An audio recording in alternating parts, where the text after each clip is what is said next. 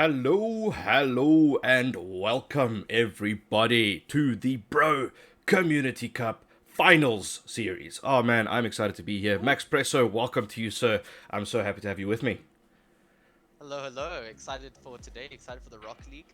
Obviously, these are teams we've both seen and casted over, so it's going to be interesting, especially best of sevens today. Excited for that too. Absolutely, yeah. So everything is best of seven today. So we are set for some really good Rocket League and a lot of Rocket League. So we've got about 4 hours worth of streaming time, and then just to end off just on time for Championship Sunday over on the ACGL Alpha Twitch page. So let's quickly walk through what is happening today. We've got four teams, so we've got two semi-finals, then we have a third place playoff, and then we've got obviously the grand final. Now let's have a quick look at where everyone ended up. So if we go to the quick wait, where is my screen share? Oh, give me a second. Let me just pull that over to the right page. There we go. And bam. So the teams today is Jegele, Jeloff, Obalda, and Remoro. These are the top four teams from the Swiss group last week Sunday. Jegele taking top spot, then Jeloff, Obalda, and Remoro in that order. Now, the first semi-final for today is Jegele in first and Remoro in fourth. Those two will be playing against each other from 12 o'clock. And then after that, we'll have Jeloff versus Obalda at 1 o'clock. Now, of course, between those two are going to the grand final, but we are also doing a third place playoff just before the grand final, which will then be the losers of those two games.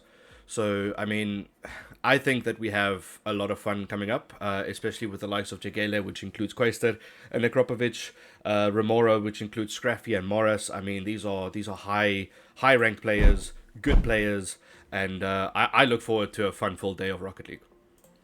Yeah, it's definitely going to be a banger. Looking forward to seeing whatever I can do today. Hoping. Oh, I say this every single time, but we're hoping for some mechie players, hopefully some team players as well. And yeah, I mean, like you said, all of those names, some pretty high level players. So I'm sure we'll definitely see something cool today. Absolutely.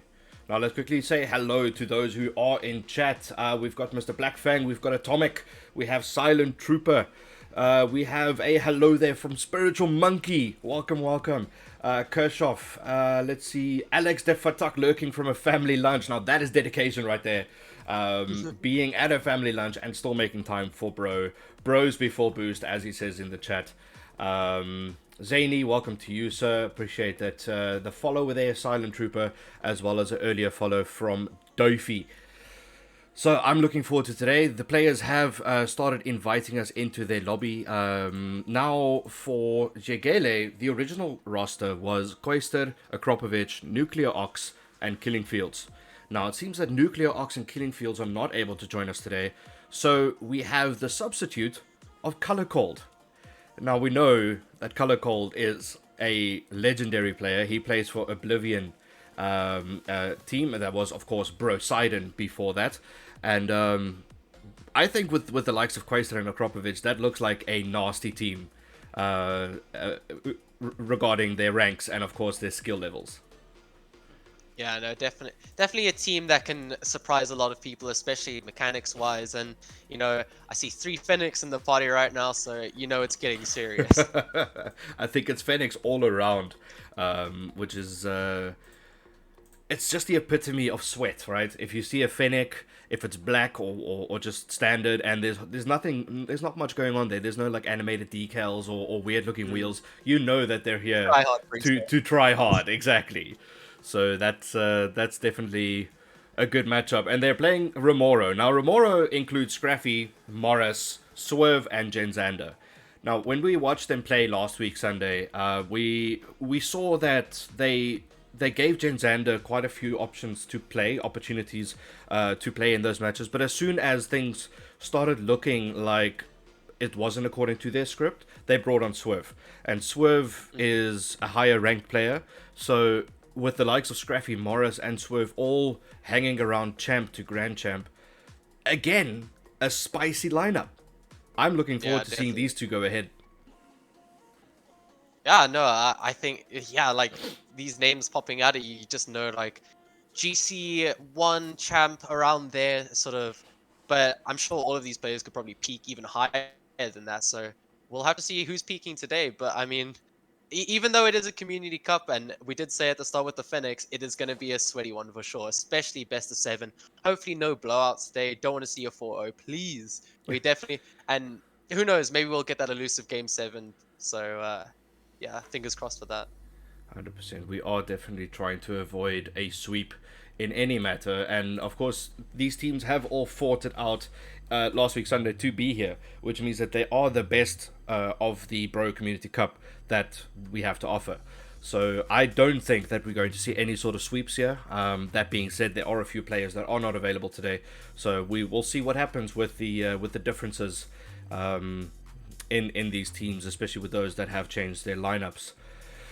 So, question in the chat. Zadie, you wish you joined, but you were away when all this happened. When is the next one? So, the Community Cup, we are probably looking at doing it maybe once a month.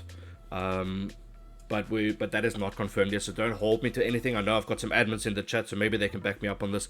But yeah, we are looking at doing this more regularly as we see that the turnout is amazing, and it is all about community building. So I think it's a great opportunity for us to keep everyone interested, to keep everyone going. So in my opinion, I think we should do this once a month, but we will obviously discuss that with the admins and with the bros as well. The game will start soon. I'm just waiting for everyone to get into the party. Let's see, we've got Color Cold, Morris, the Dogman, Scraffy, Koister, Akropovich, and then Maxpresso and myself. So I think everyone's here. Seems like it. I'm just asking if everyone's ready. I need to create the game for some reason. That's fine. Team settings. We've got Jegele and Ramoro.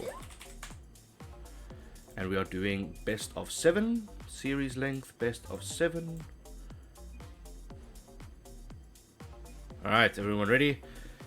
We are going to Manfield Night. Let's go to the casting page so that we can see what's happening on the screen as we see these teams getting ready to rock and roll. Yeah, here we go, getting into the first game between Jagele and Ramoro. Excited to see what both teams are going to pull out. Obviously, best of 7, plenty of time, you know. If you do have one of those bad games, you have plenty of games to make up for it in the series. So we're going to have to see who's not necessarily the best team, but who's the best team in the long run.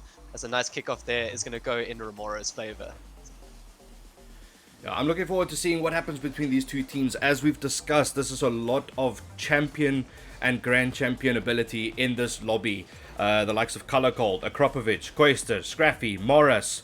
It is such a balanced team. Yes, they have the Dogman. Perhaps we'll see Swerve coming in later. But for now, I mean, Dogman did prove himself last weekend. Even though he is lower ranked, he kept up and he played extremely well. So I'm really looking forward to seeing what he brings to the team and as well what the rest brings. Now, Morris has a good opportunity here, but Color Cold, cool as you like, cold if you want to call it that, and keeps that one out.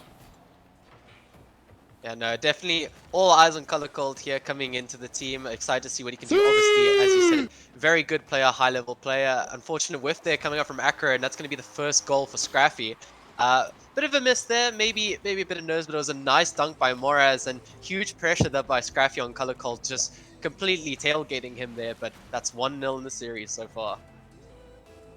And there we go, first goal over and done with, and we have it within a minute. And now these teams, they know that it's the best of 7. So first game, not all that important just yet. Second game, even. You know, if you go 2-0 down, that's maybe when you start, you know, stressing a little bit. But for now, it's just about feeling each other out. It's about seeing where the other team is regarding, you know, being warmed up and their mechanics and stuff like that. So this is all just give and take, test and go, and we'll probably see this intensify over the next couple of games. Yeah, I'm sure the pace of the games will start really heating up as we go on, but at the moment it's looking a bit... Oh, I think that might go all the way. Nice shot by Acro there, redeeming the shot from earlier as he just hits it over the entire Ramoro team. Bang! They got a bit of a curl on it, going straight down the middle. Unfortunately, no one from Ramoro able to get back. And it's all tied up, and It's looking pretty even so far. Both teams, as you said, feeling each other out, getting used to the game, and yeah, this is sure to be quite a long game if we're only at 1-1 now. So yeah, we'll see how close it stays for the rest of the series. The exciting thing about this is that it is not RLCS, right? We're not constantly having to criticize players because they're getting paid to do what they're doing. This is all for community and because these players want to be involved in something, as Scraffy is involved in goal number 2 here for Team Remoro. It's a bit of a mishap here from Quaisa. Plays it into the corner, just misses out on getting what looked like he was going for a pinch. And Scraffy picking up the loose end and just slotting that home. But what I was saying is that it's exciting that these teams are all just here because they want to be. They want to play Rocket League. They're not getting paid. They're not winning anything really other than bragging rights and maybe a little bit of merch here and there. But I mean, it's all for the lols, right? And it's all for community involvement, which is all that Bro is about. So that is what gets me going. Yeah, 100%. It's so great to see all of these players sort of getting out there, having a chance to show off what they can do, even if it's not necessarily at the pro level that we're seeing some of these other players at in RLCS. But I mean, credit to them, they can still pull out fantastic plays, and I'm just always excited to see what new players can do, and you know, even names we have seen in the scene for a while, whether it's bumping into them in casual or whether it be sort of lingering around the different ranks. It is cool to see everybody. And yeah, like you said, bragging rights are on the table. And one thing I've found out about South African players, they love their bragging right, as Color Cold's probably going to brag about this goal going in now. Oh, that is a long-range effort there from Color Cold. And again, there's no one back for Jagele. It just seemed like Morris was just caught out a little bit there, trying to get some boost in the corner. But Color Cold immediately recognizing the space and just slotting it. Now we see Quaster going up, and we know he's mechanical. Gets a good pass off to Color Cold. Color Cold puts it back on the ground. Acro tries to get the dunk, but it just goes wide, and now Remoro can play out of the back. Now, it was a bit awkward there, but they've managed to get out. Here come Remoro with a chance. A bit of a whiff there by Acro, but Keese is going to be the first one there. Slow playing it as he has no boost, but he gets a good 50 off. And at the moment, the 2 goals in this game have sort of been Jagele with these long-range attempts when there's no one back for Remoro, and Remoro's goals have come from their aggression and capitalizing on those mistakes. As Color Cold with a close attempt there. Unfortunately, no teammate really expecting the shot to go there as a bit of a pinch, but Color Cold first one to it. Very even so far in this game. Very, very even so far, and that is perhaps somewhat surprising, seeing that, you know, the Dogman is playing on Team Remoro, and as I mentioned before, he can hold his own, and so far he definitely has. I think with the balance of Scraffy and Morris, they have obviously a lot more experience in this kind of setup, and they, no doubt, they are, you know, talking in his ear and saying, just stay calm, keep doing what you're doing great. And yeah, I mean, it's still level, don't know where this is going, really can't tell which of the 2 teams is going to come out on top here. And I mean, that gets my juices flowing, knowing that we might just go to Game 7 if it continues like this.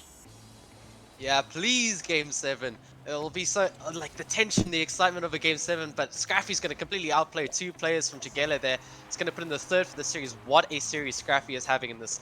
I mean, Game 1, already 3 goals and 1 save to boot. And yeah, he's looking fantastic. Bit of flair there with the open net, and you got to respect it as the final 30 seconds are coming here. Remoro 1 goal up, but Jagele very much still in this game. A cheeky little musty there from Scraffy, just to let the opponents know, hey, listen, I have mechanics. Great play there from him. Good beat on 2 players, as you said. And now we've got 15 seconds left for Jagele to try and bring this one back. Yeah, a bit of pinball at the moment. Both teams hitting the ball, trying to get a bit of possession over it. But Jagele, what can they do now? Mara's the first one there, but Color Cold gets a good hit downfield. They need a shooter on the end of this, but first one there is Scraffy. Keys are going to try and keep it up though. Scraffy waiting in the corner, and unfortunately it's just going to drop Remoro. Game 1 win, and what a performance by Scraffy in that Game 1. Absolute what a game between both teams. I mean, Scraffy getting all 3 goals for Romoro, Jegele having a bit more balance in the team. Yes, Dogman only got 66 points, but his presence was enough on the field, in my opinion. I think that he played extremely well. Moraz got a nice setup, a couple of shots as well.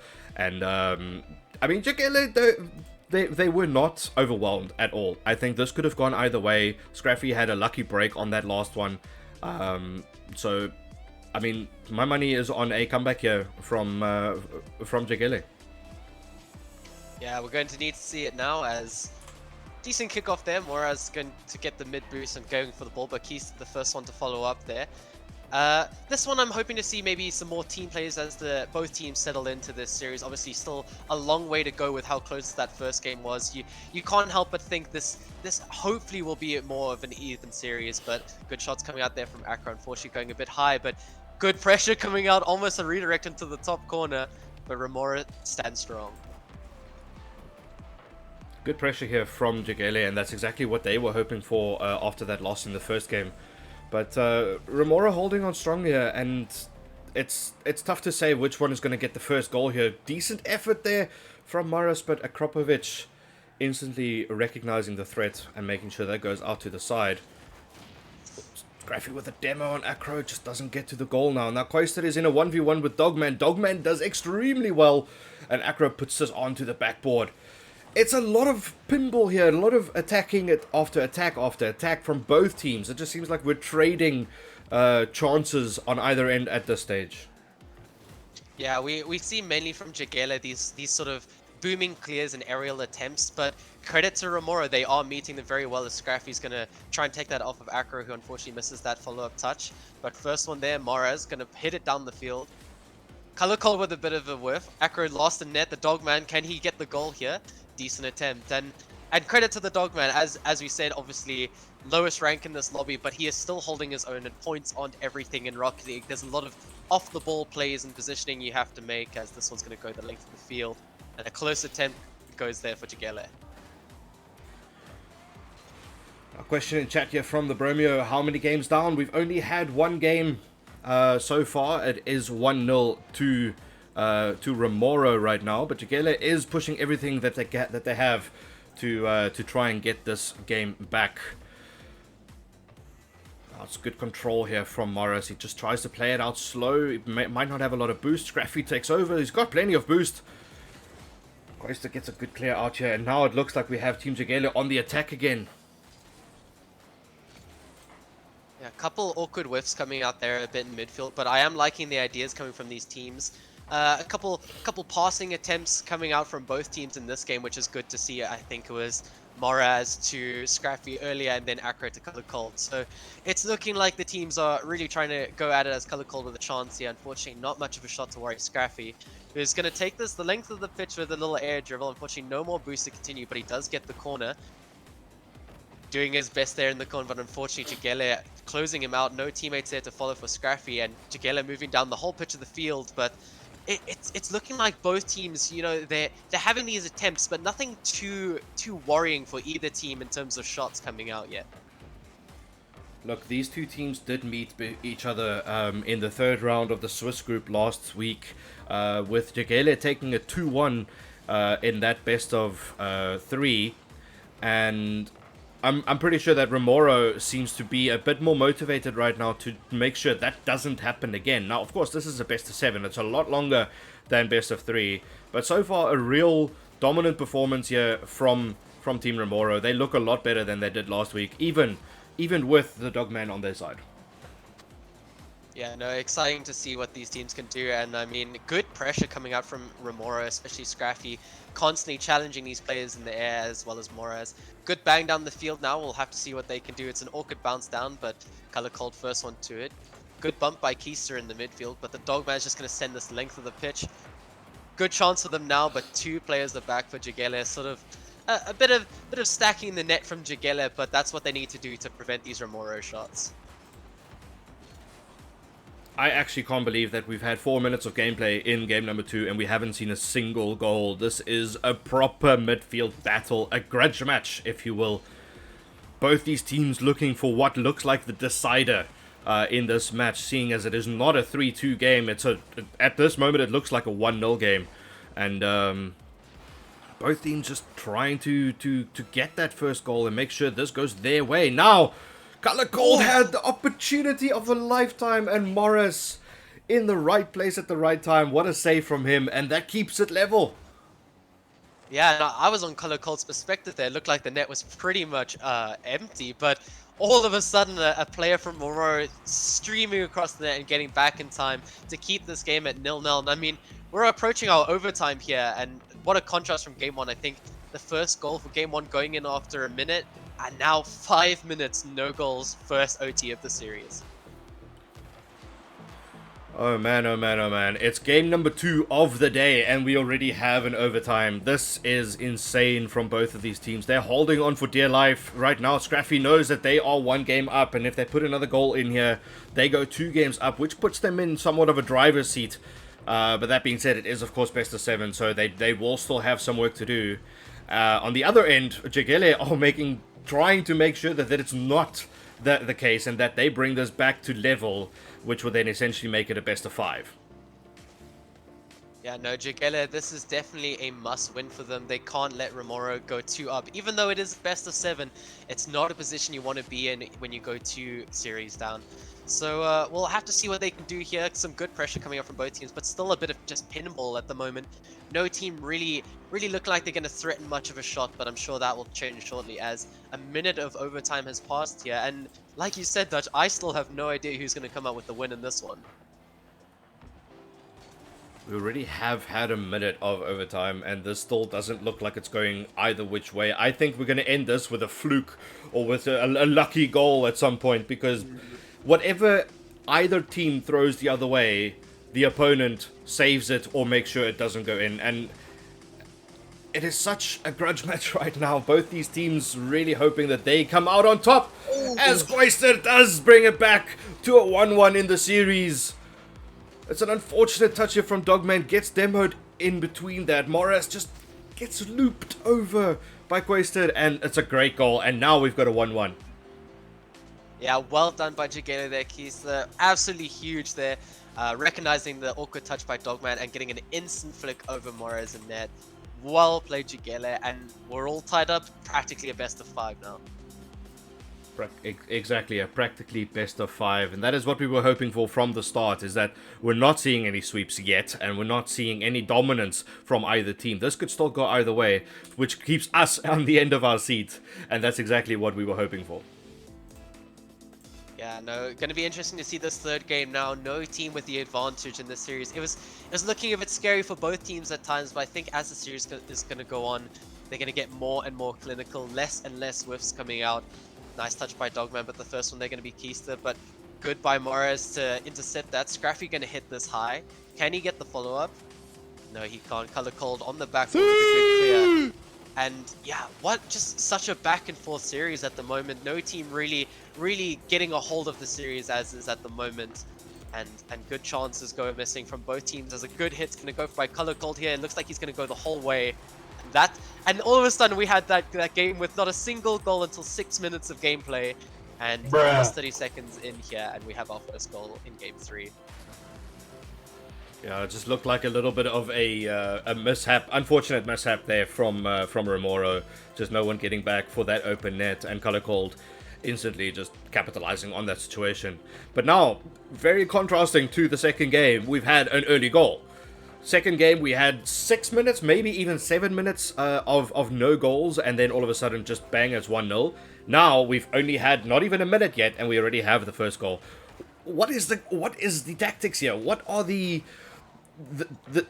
what are these teams thinking between themselves? Like, how do we approach this game? Because in game number 1, it was just, make sure we don't concede, and they didn't for 7 minutes, and now. It's all guns blazing, and Color Cold got the first goal almost instantly. Yeah, you can't help but feel after such like an awkward game 2 of just no goals going in, that first goal sort of opening the floodgates as Akira. Unfortunately, I think that was a bit of an open chance, but it is going to go wide. Keister's going to keep it alive here. Unfortunately, not enough boost for the double tap. Still a bit awkward by Romero here. Like, one thing I have noticed in this series is they're more than happy to sit on that goal line, but then it does look like a bit of awkwardness on who's going to actually make that challenge, as Color Cold's going to hit that one the length of the pitch. The Dogman electing not to go for the ball there and instead letting it go back to his side, which is something Romero seemed quite comfortable with doing. We see a good play here from the Dogman going straight towards the net. Koisa just picking it up. But again, Remoro don't look like they're rattled by that first goal. They're just trying to get this goal back and make this game level pegging as it is in the series right now. Now we see a good play here from Acro. Just misses the aerial shot. Koisa follows it up and puts it on the backboard. And now Remoro once again have the opportunity to play this out. Yeah, Remora looking like they're sort of relying on this counter-attacking style. Good save there by the Dogman to intercept that before it got too dangerous. And Morris with a good play on the backboard. I think credit to them. They do look quite comfortable when they do get into defensive positions. Like, everyone knows where they should go. But then it's just sort of maybe try a bit faster with these challenges. They're more than happy to let Jegele come onto them, which can be risky. I mean, they do need to push for that one goal in the series now, but Jegele pushing for that second, hopefully, you know, you'd think that maybe a 2-goal lead might be all the team needs in this series, being how close it is, but we shall see how Remora can respond. Remoro have 2 minutes now to try and bring this back, but now they need 2 goals as Colorcol puts in his second with a great backboard pass here from Koisa. Morris just missing out. Koisa seemed to get a bump there as well on the Dogman. Brilliant play from him there. And now it's 2-0 to Jegele. And finally, we see Jegele look like they're finally realizing what Remora is doing. They're noticing they're waiting on these backboards. They're waiting all the way in net. So just bang it as hard as you can at the backboard. And unfortunately, Morris with a whiff, they're not able to get the connection. But here he comes down the length of the pitch, almost getting it to Scraffy. But at the moment, it's looking like Remora their offense is not quite there yet, and they really need a push now as minute 30 left on the clock, and it looks like Jegele are in control of this game 3. Yeah, look, both these teams do know that it is only game number 3. There are 7 to be played as a maximum number. And even if Remoro don't bring this back in game number 3, they know they've got every opportunity to bring it back in game number 4. And maybe at this point it is just a case of let's cut our losses and move on, go next, as Color Cold gets an interesting goal here. He puts it off Morris, and then Dogman passes it on to Scraffy, and Scraffy yeets it into his own goal. Very unfortunate for him, but a dominant display here from Jegele. Yeah, a bit of an awkward one there. Unfortunately, the Dogman not getting the touch he wanted, and Scraffy not expecting the touch that Dogman got. So, unfortunately, Remora, it's not looking very likely that this game 3, as I say, that another goal is going to go in. Yeah, I think it is that moment of the series that of this game's over, get ready for the next one. I think Scrappy asking if there's an FF button. Oof. But they're definitely gonna have to get it going in that 4th game. Sort of, I think maybe try and push out a bit more from net. They're looking way too comfortable to rotate back, and Jegele taking advantage of that any chance they get. I mean, Color Cold in this game, 3 goals for him and 1 for Acro. So 50 seconds left here. The game's still not over. Let's see if Remoro can maybe get a bit of offense going, and that'll help them going into that game 4. What was a demo there from Acro on Morris, trying to create an opportunity here. Remoro is still trying to get a goal back, but at this point it just looks like it might be consolation, as Morris does slot it in off the top corner, straight into the net. Now, it's a nice goal from him, but I think it's a little too late, unless we have some sort of freak accident happen over on Jegele's side, and they concede 3 in 30 seconds. Yeah, we're going to need 3 really good kickers from Momoro here, but unfortunately I think Jegele do have this game under their belt. Although, good chance they're coming from Remora. It looks like they are pushing, trying to find some offensive pressure, which is good to see, because even though it is a bit late in this game 3, you can't help but feel like in that game 4 this will be crucial, getting that pressure back in the series, because at the moment Jegele just had absolutely everything in this game 3, as Acro's causing carnage on that side. And yeah, final seconds of this game, decent performance by Remora, but unfortunately just looked like too many times they were stuck on their goal line. Jegele taking advantage of that 2-1 in the series. Now this is the dominant display that we were expecting from Jagele, with the likes of Color Cold, Acro, and Quasar all being around high champ, grand champ level, and they've now shown what they're capable of, as Dogman is either leaving to let the sub in or to go change his car. We're not exactly sure, but absolutely great display here from Jagele. Remoro maybe just let go a little bit in this game. As we said, maybe a 2-0 down, they decided, you know what, we GG go next kind of attitude, as in, this game seems to be a bit over. Let's let it happen, and let's move on to game number 4, where we can actually make an effort to bring it back in the series. So now 2-1 up to Jagele. Do we see a comeback once again from Remoro, or do we see Jagele move on to match point? Yeah, no, scary position now. Obviously, that the prospect of Jagele going 3-0 up or 3-1 up in the series is pretty scary for Remora. So we need to see some characters coming out in this game 4, as some good chances coming from either side. But a bit of pinball yet again. We're kind of used to seeing that in the series so far. But the main thing I'll be looking at on Remora's side is how they can do offensively. They need to try and send more players forward, as the Dogman has switched to the Fennec as opposed to Octane in the previous matches. And Moraz with a good chance of a double tap and a lovely first goal to go in. And once again, 30 seconds in and we have our first goal, but this time it was Remora. Beautiful double tap here from Morris, slotting it straight onto the ground, and those are very difficult to try and save, especially when you don't know how high they're going to bounce. Great play there from Morris, and that's the early goal that Team Remoro needed to get their confidence back and try and see this game to a 2-2. Yeah, that goal must feel really good. Obviously, it was. I do think they towards the end of that game 3, they were like, all right, guys, let's just focus on getting it going offensively. And there we see great play by Moraz, as Scraffy's going to try himself. Unfortunately, not enough boost to quite get back on that. Color Cold going to clear it out. But I'm liking what I'm seeing now from Remora. It looks like they're following up a lot better on each other's touches. There's good shots coming out there. Scraffy, fortunately, not going to be able to get to that. Jagele survive. Well, something that not everyone knows is that Color Cold and Morris are actually on the same team. Obviously today they're opponents, but usually they're on Oblivion together. So Color Cold is of course the main roster, and Morris is their substitute. So these two, they know each other's play styles, which might cause for a little bit of friendly rivalry in this series. But yeah, Morris leading the line right now on the side of Remoro, trying to establish that lead, maybe to 2 goals now, as the Dogman brings it forward, and Scraffy instantly picks it up with Quasted. But now we again have some sort of ping pong game happening from one side of the field to the other, and Jagele obviously doing everything they can to try and bring this game back to level pegging, where Remora are trying to bring the series back to level. Yeah, and Remora just sitting off a bit here again. It's not really what I wanted to see defensively. We do need to see like more of these players taking on the challenges, as a close one there by Moraz comes to the rescue to keep the player out. Gonna get a nice clear as well. They're looking like they have more cohesion, but still defensively they do look like they're a bit too eager to just send everyone back and wait for whatever shot Jagele can pull out.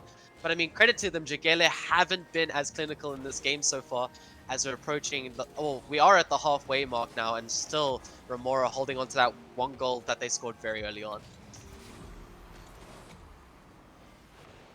Remora are definitely holding on here, but Jagele are not going down without a fight. I mean, it is only 1-0, but it could easily be 2-0 or 1-1. I mean, now Scraffy gets a really good shot there with Color Cold in the right place at the right time, making sure that doesn't go in for 2-0 and keeps them in this game.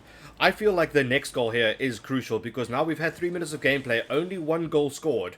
And once again, it looks like a low-scoring game. And immediately Akropovic brings us back to level. Gets a touch off the sidewall, and Dogman just doesn't reach it, and that leaves an open net. Great play from Akro, though. Yeah, of course, the moment we try and say that there are no goals happening at the moment, boom, instantly a goal. Bit of an awkward one there by Dogman, but well done to Akro for being there in the right position to pressure him. And it's level pegging now. Just like that, we have 1:40 left on the clock, and no team is winning this. Unfortunately for Jagele, unfortunately for Remora, sorry, they were holding on for quite a while, but the pressure coming out right now from Jagele. It looks like the momentum's starting to shift in this series. Jagele just looking so fast at every single one of these touches, but I mean, a fantastic play by Keister, not only getting the touch to the middle, but bumping the last man out of the way for the shot. What a bump indeed, Bromeo. That was a great play there from Quaister, opening the opportunity for Jagele to now go ahead. And now they've got a minute and a half to try and hold on here to their lead and see themselves go on to match point. But Remoro undoubtedly knows that as well. So they're going to throw everything they have at this team right now to try and bring it back to level in this game. Yeah, I definitely think this is the kind of series that you need to go 2-0 up to feel comfortable. I mean, that 100%. one goal, such a fragile lead. Because, yeah, what we saw from Remora so far, I don't know if you think the same, Dutch, but they definitely took their foot off the gas a bit when they had that goal, and were more than happy to go back to defending, which unfortunately hasn't worked out for them because Jagele just so much ability to, you know, switch it up offensively. And yeah, it's looking like Remora just can't really put it together in the final third at the moment, but they still have time. 40 seconds left on the clock, and it's only one goal, so we need to see a drive from them now. But Jagele with all of the pressure at the moment. I think you're absolutely right. I think that Remoro may have gotten a little too comfortable with their 1-0 lead, especially since it was about 3 minutes before Jagele even equalized. Remoro might have just thought, you know what, these guys haven't scored yet, so chances are they're not going to if we just keep up this defense. And Jagele had other ideas, and unfortunately now for Remoro, they've got 5 seconds to try and bring this back with an open net. Dogman just misses it. Scraffy scrambles to get it in, and Morris gets the 0-second equalizer. And again, in 4 games, we now already have 2 overtimes. Cool, what a way to get their equalizer. That was looking very scary for a second there, but Remora do take us to that OT, our second of the series. And oh, you just couldn't help but feel that would have been such an unfortunate way to end, but there we get it. Jagele sending all 3 players forward, saying we've wanted to see more and more in this series. Instead of just leaving these players back, they need all 3 members forward. As Scraffy with a good drive here. Can he just take it all the way himself? No, Acro holding strong. Man, oh man, it's never over until the fat lady sings, or in this case, when Morris equalizes on 0 seconds. And now we have a very tense overtime with both of these teams just driving everything they have at each other, hoping to put the goal in for either match point on Jagele's side or equalizer on Remoro's side. This is crucial for both of these teams. Yeah, 100%. I mean, if you're Jagele, you definitely need this point, as you know, you want to feel more comfortable as you're going into that next game. But Remoro, they need to bring it back now. They've worked so hard in this game 4 after, you know, a game 3 that definitely got away from them a bit, but credit to them, they stuck it out till the final seconds of this to bring it back. There's an awkward one's going to go out there by Morris. Acro the first one to it. And here comes Jagele trying to pile on that offensive pressure, as Acro was going for a couple bumps and disruption plays there. We have quite the balanced overtime right now. Minute and a half gone, and neither of these teams really have had a clear-cut opportunity just yet. And we've got Douglas in the chat. Welcome to you, Douglas. Question, what's going on here? We are playing the Bro Community Cup. So last week Sunday we had a Swiss stage where we had 8 teams fight it out for a top 4 spot. And today we've got the semi-finals as well as the final series all the way until about 4 o'clock. And Acro puts Jagele on match point here with a brilliant pass from Quaister. Just gets it off the backboard, pops it over, and Acro slots it in at 112 kph. Now Jagele on match point, and that's exactly the driver's seat that they were hoping to be in.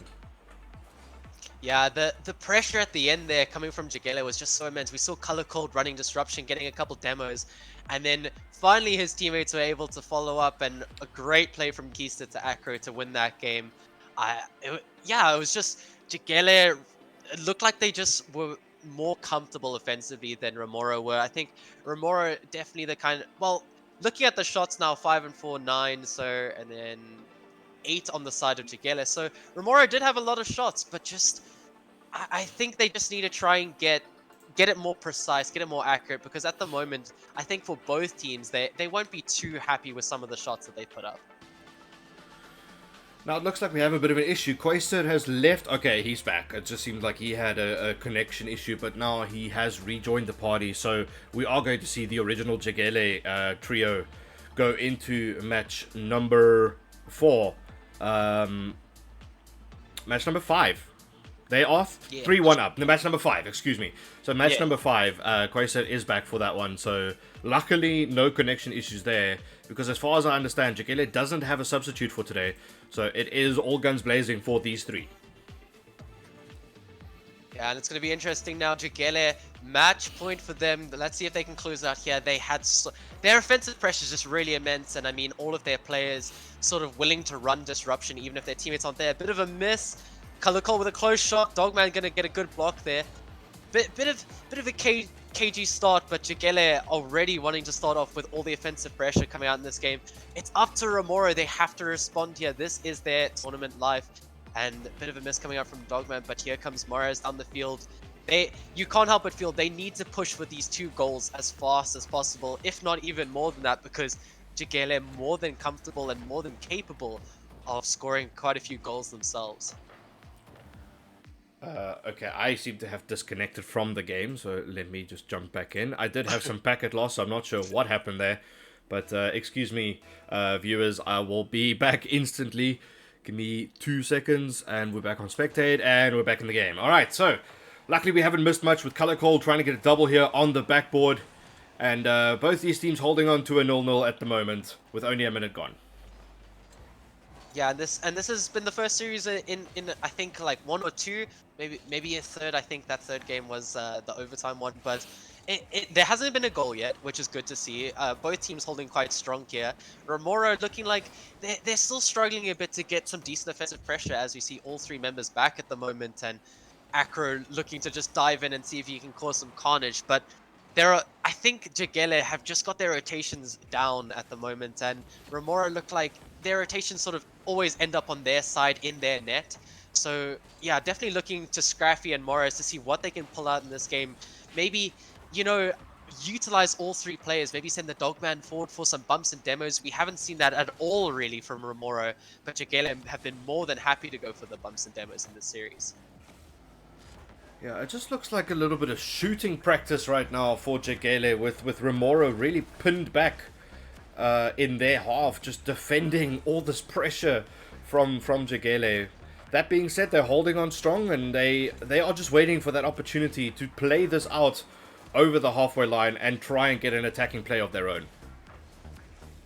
Yeah, it does seem like Remora biding their time for that crucial counter-attack, but it begs the thought of, oh dear, unfortunate goal there. Keista going to be credited by it, but just a couple awkward touches, and this is the issue that we've been talking about the whole series, Duchess. When you all sit back like this, you're inviting these shots by Jegele, and although we did say that Jegele's shooting wasn't necessarily the most accurate, because, I mean, they already have quite a few shots between them and only 1 goal, but they can't rely on Jegele missing these shots. They need to send players forward to challenge these balls faster. Remora really need to try and find a different groove here. They need to go up a gear if they want to stay in this competition, because if they're out here, all they can play for is 3rd place, which comes up at 2 o'clock this afternoon. But for now, Jegele look like they're really in the driver's seat. Again, all the pressure coming from them. And now, finally, Scraffy has an opportunity, but Color Call rotates properly and gets this straight back to another offensive play from Jegele. Yeah, it was a close attempt there, but unfortunately, Jegele, like I said earlier, their rotations just seem to have been solidified in this series so far. Obviously, that first game, the contrast to this game now, all teams getting these solid hits, looking for each other on the field. Unfortunately, Acro, a bit of a miss there, but no boost to his name. Color Call gonna 50 this. Also no boost. Keista's missed it. But no, they're holding strong at the moment. A couple awkward moments there, but finally Remora getting forward. There's a demo by Dogman. Unfortunately, none of his teammates are further enough forward to follow up on that. Remora have another opportunity here, but Color Call shuts it down. Acro puts it on the backboard. Quaster's up to follow it up, but just goes wide.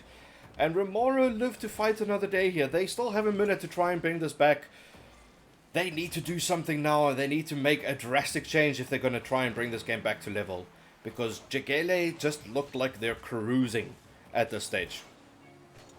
Yeah, and I think the main people you look at for Team Remora is obviously Scraffy and Moraz, but it just seems like Scraffy himself, I've noticed so many times he's being instantly challenged by a member of Jagele, not giving him any space on the ball. Obviously, there was that moment where he almost had the break down the field, but Color Cold was back for it.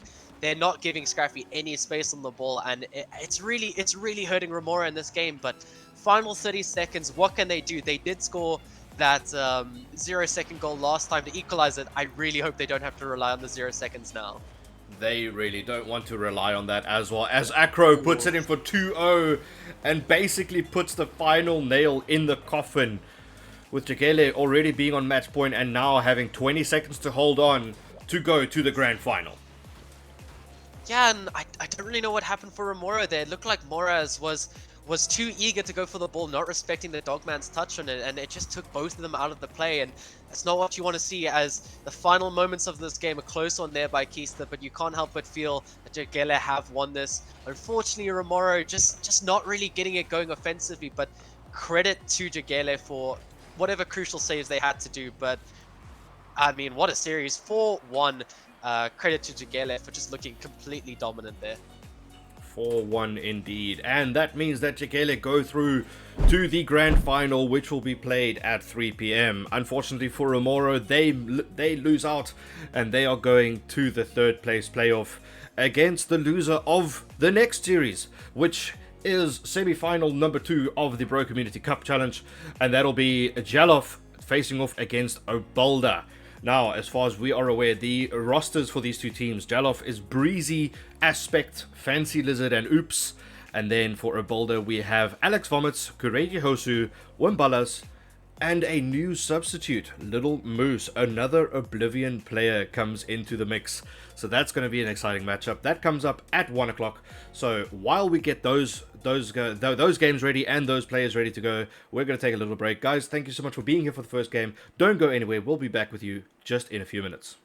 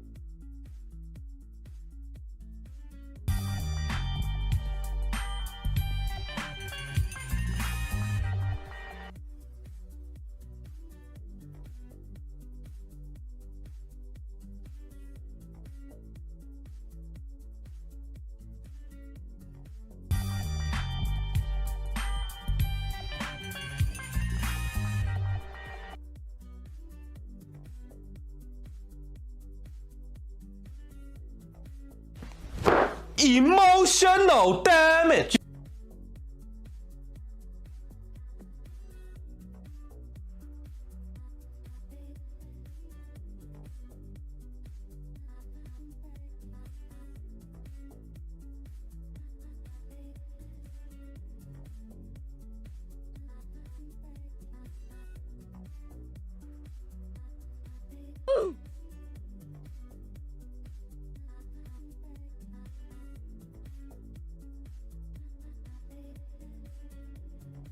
See!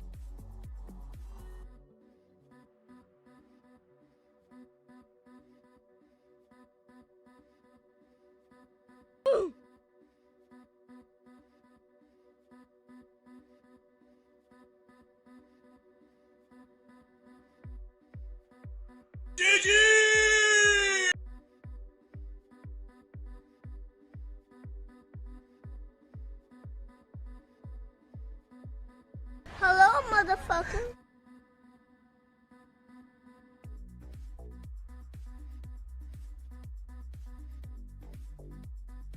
Hello there.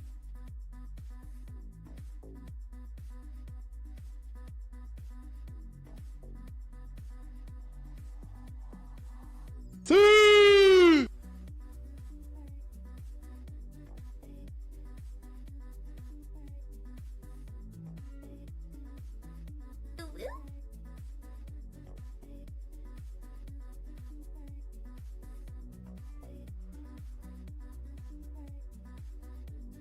See!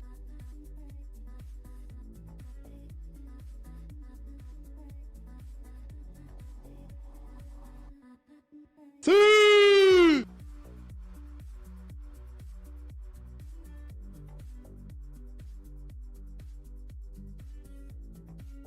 See!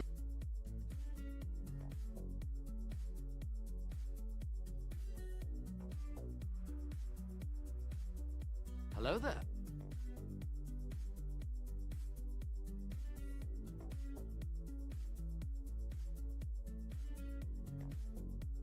Hello there.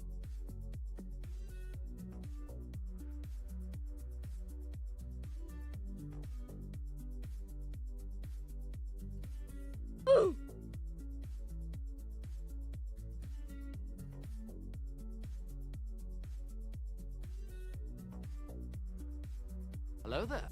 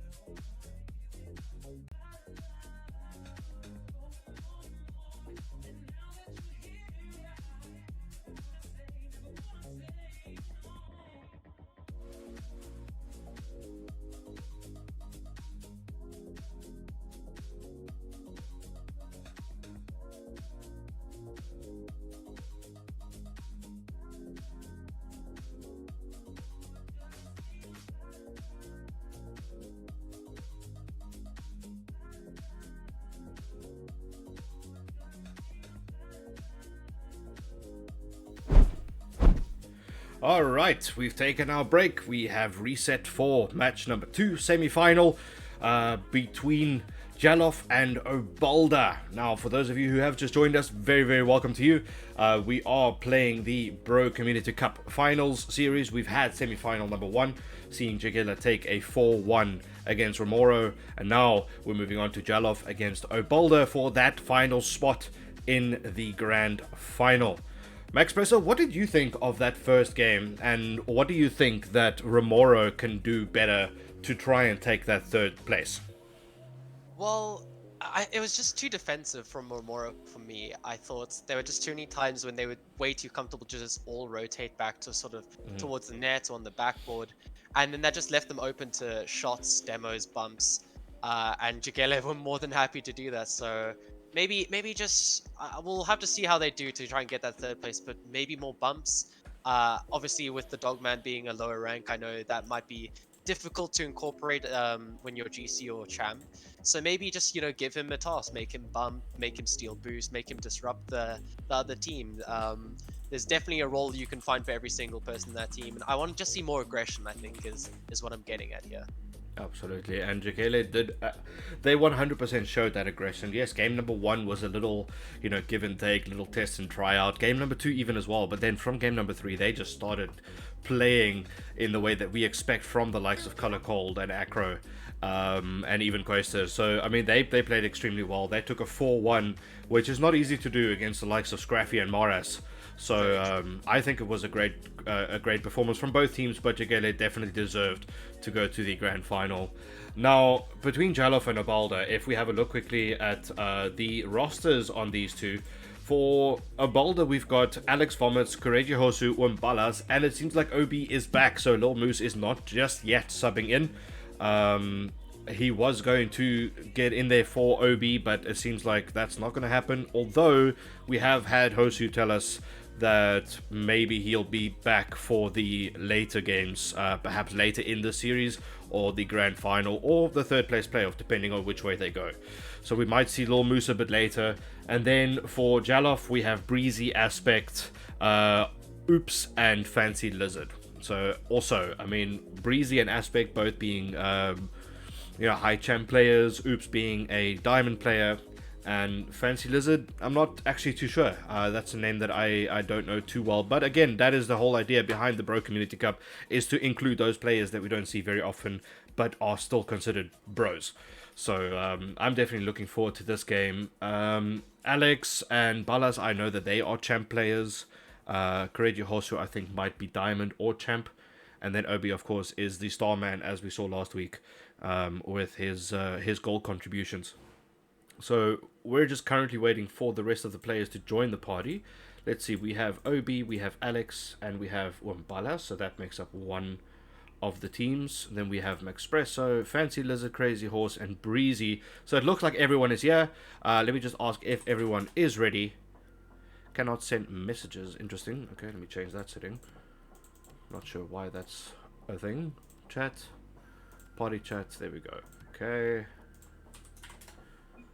Ready. I'm just asking the players if they are ready to go. What are we looking for? Are we looking for game 7? Are we looking for another 4-1? What is something that we are expecting here? Well, this series, I'm hoping it'll be, well, I was gonna say, like, I hope it's a bit more even, but in the last series, I did think it was pretty even in most of the games. The scoreline didn't necessarily reflect, you know, how close it really was at times, but I think Jigele did run away with it towards the end. But this one, you know, may 4-2, 4-3, I'd be more, well, obviously game 7 would be great, but either way, I just hope that we can see convincing performances from both teams. So yeah, I'm really looking forward to seeing what both teams have to offer, and yeah, maybe, I don't want to jinx anything, but I do want it to go longer than a game 5, but there's also the risk that if it does go longer than a game 5, I'm going to get load shed, so I don't really know what to want here. Absolutely.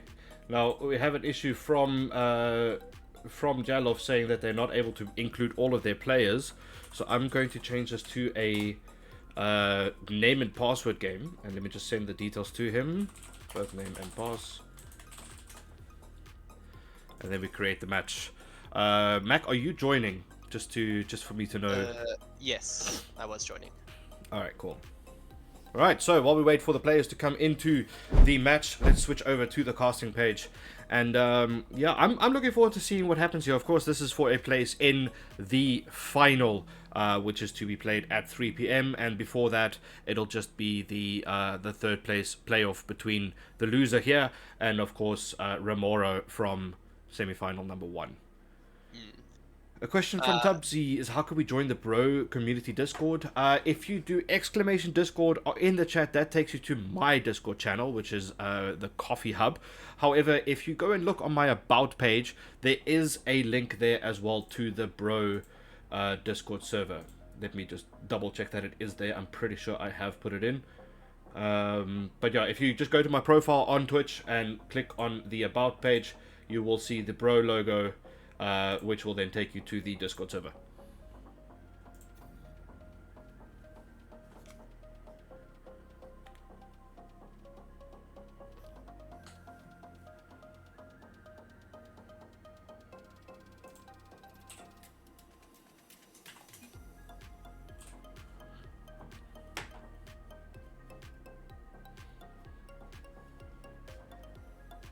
You should make a command to the bro server, like exclamation bro Discord. I will do that, actually. That is a good idea. Let me make sure that I put that in for next time. Thank you, Manic. Appreciate your inputs as always.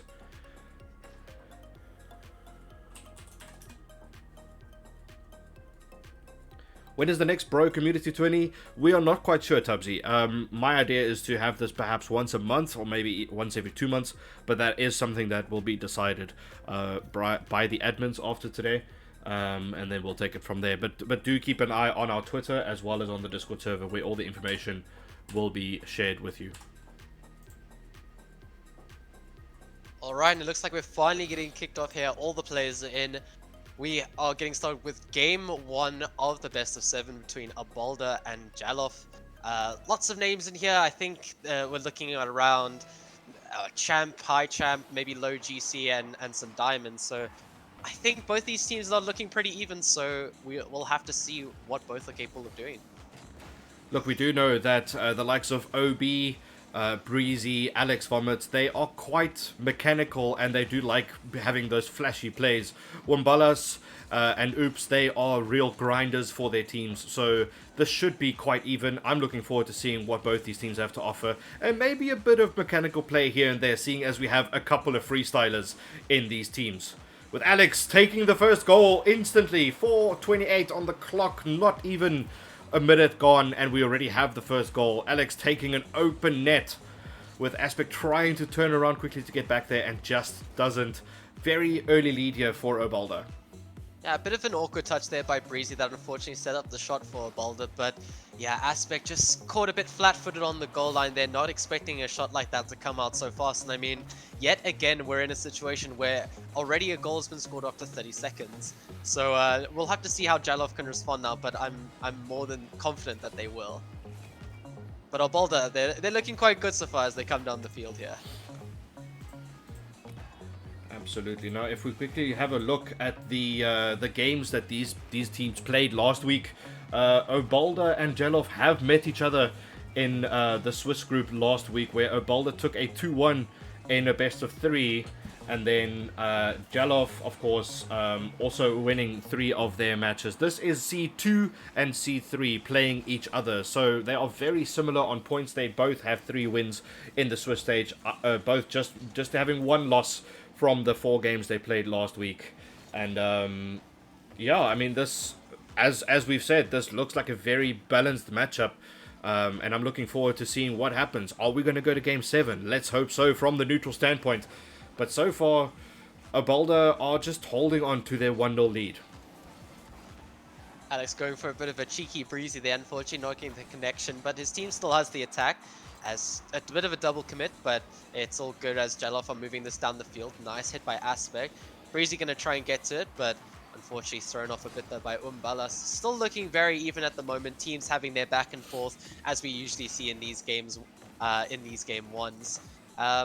But yeah, well, I'm really looking forward to seeing, because yeah, as you said, like Umbalas, Aspect, Breezy, they are capable of some really cool mechanics. I mean, earlier we saw I think it was Aspect or Oops, I can't really remember, but they did go for a double tap that was saved, and more of that, please. We did. Oh no, it was Umbelas. Yeah, I recognize the preset again. He had a really good chance, but it was a nice save by Breezy, and that's just so cool to see already in this lobby of, you know, not necessarily just teams going for double taps, but teams also saving the double taps. Saying in that last game, we saw lots of defense for. Oh, it was a. Oh, good shot by Aspect.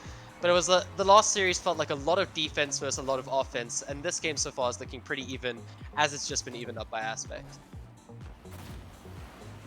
Yeah, Obi just seemed to be caught lacking a little bit, not getting to that ball fast enough, and Aspect slots it home for a 1-1 in game number 1 with just over half the game played. And so far, Breezy puts it in for another one, and that now changes the favor to Team Jalof, and this is exactly what we were hoping for, is trading 1-for-1. Yeah, huge turnaround there, and a very quick turnaround by Jalof, getting that kickoff goal there by Breezy. Unfortunately, I think just the Abalda player there thought they might have had a bit more time, but Breezy, as soon as that kickoff was done, he continued forward and got quite a nice shot away, but here come Abalda with a good chance there. Unfortunately, it's going to be intercepted. Alex is back though, no need to worry. Couple of awkward touches still coming up, but obviously we always give players the benefit of the doubt with game 1. Couple double commits as well, but I'm sure that's nothing to worry about, because I mean, if this game 1 is anything to say, hopefully not like last series with the 4-1, but this game, we're hoping for a game 7. Plenty of time for these players to grow into the series. 100%, and it is only game 1, as you say, so there's no way of knowing who's going to take this. So far, yes, Jalof are in the driver's seat with a 2-1 lead, but that could very easily change to a 2-2, because Obalda do have some tricks up their sleeve, as Alex goes for the shot here, and Aspect making sure that he just gets back in time to save that and keep his lead intact. But game number 1, of course, these teams feeling each other out, seeing where we are, and it's been a good matchup so far, and I'm excited to see what happens in the rest of this best of 7.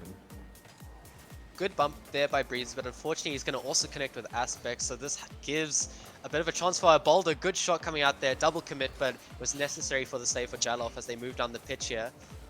OB going to be the first to intercept it, Lex for the back pass, Umbelas first to meet it, but Breezy, he's showing a lot of aggression already in this first game, willing to get in his opponent's face and make these challenges, and that was something we didn't get much of from both teams in the last game as well, these physical players. And it'll be interesting to see what both these teams can do in that aspect as well. Obviously, Breezy, going to be keeping my eye on him, as he does seem like the one for Jalof so far to like to get forward and start these air dribbles. As I mentioned in the beginning of this game, we do have a couple of freestylers, so we're looking forward to not just more physical play, but also a bit more mechanical play from the likes of Aspect, Alex Vomits, Breezy, and Obi, as they do enjoy, you know, showing off a little bit what they're capable of. But Jalof take game number 1. Good showing from them. But again, Abalda are not completely being dominated here. They have played very well, with Alex taking 5 shots on target. Unfortunately, only getting 1 goal. But again, it just shows that aggression, as you mentioned, that we saw from both these teams throughout this match.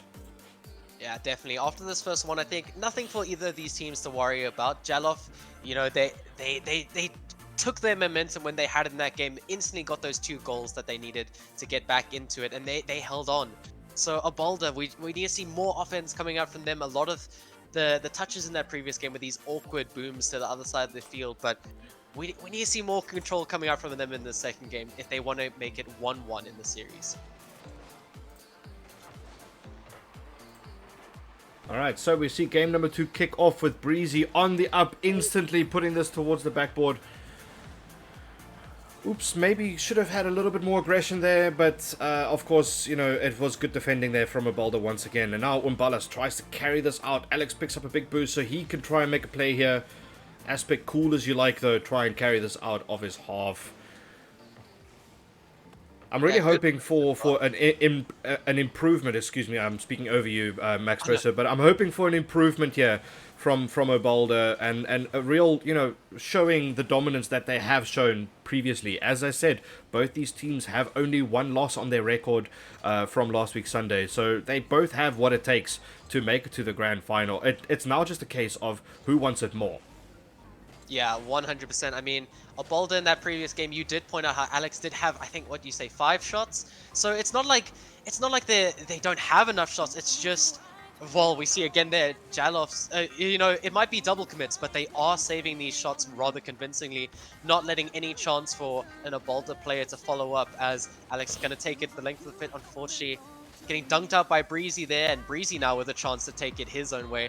Lots of aerials coming out in this series so far, lots of booming clears, but it is looking like a Jalof with the better chances so far. We'll have to see how Obalda can reply with Alex, a good chance in the air now, but Breezy incredibly calm on the goal line and just catching it like it was nothing. I feel like Breezy just ran out of booster, and that's unfortunate because if he did have more boost to play with, he might have made an even better attacking player there, but instead he just pops it up, hoping that one of his teammates recognize that. But again, Jalov keeping up the pressure here, trying to keep the ball in the blue half. And now Alex has an opportunity with a 1v1 against Oops, 1-2-3 Rage, but he does very well and plays it out to the side. And now, Jalov again on the attack. Breezy takes the shot, slots it home. Over 2 players from Obalda. It's a bit of unfortunate rotation there on the defense, but well played here from Breezy. Yeah, it just seemed like the defense, they're taking their time a bit too much, and we've already seen it in game 1 and most of this game so far. Breezy is very aggressive. He is going to get in their face constantly. So they just need to be a bit quick on these defensive clears, lingering a bit there as Breezy bumps off the play. Sorry, bit of a tongue twister there.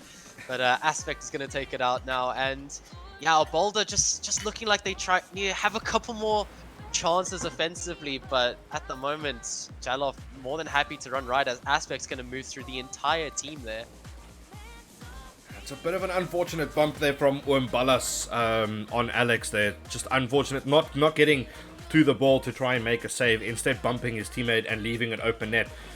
But dominant performance here from Jalof so far. They have the win in game number 1. They have a good lead in game number 2.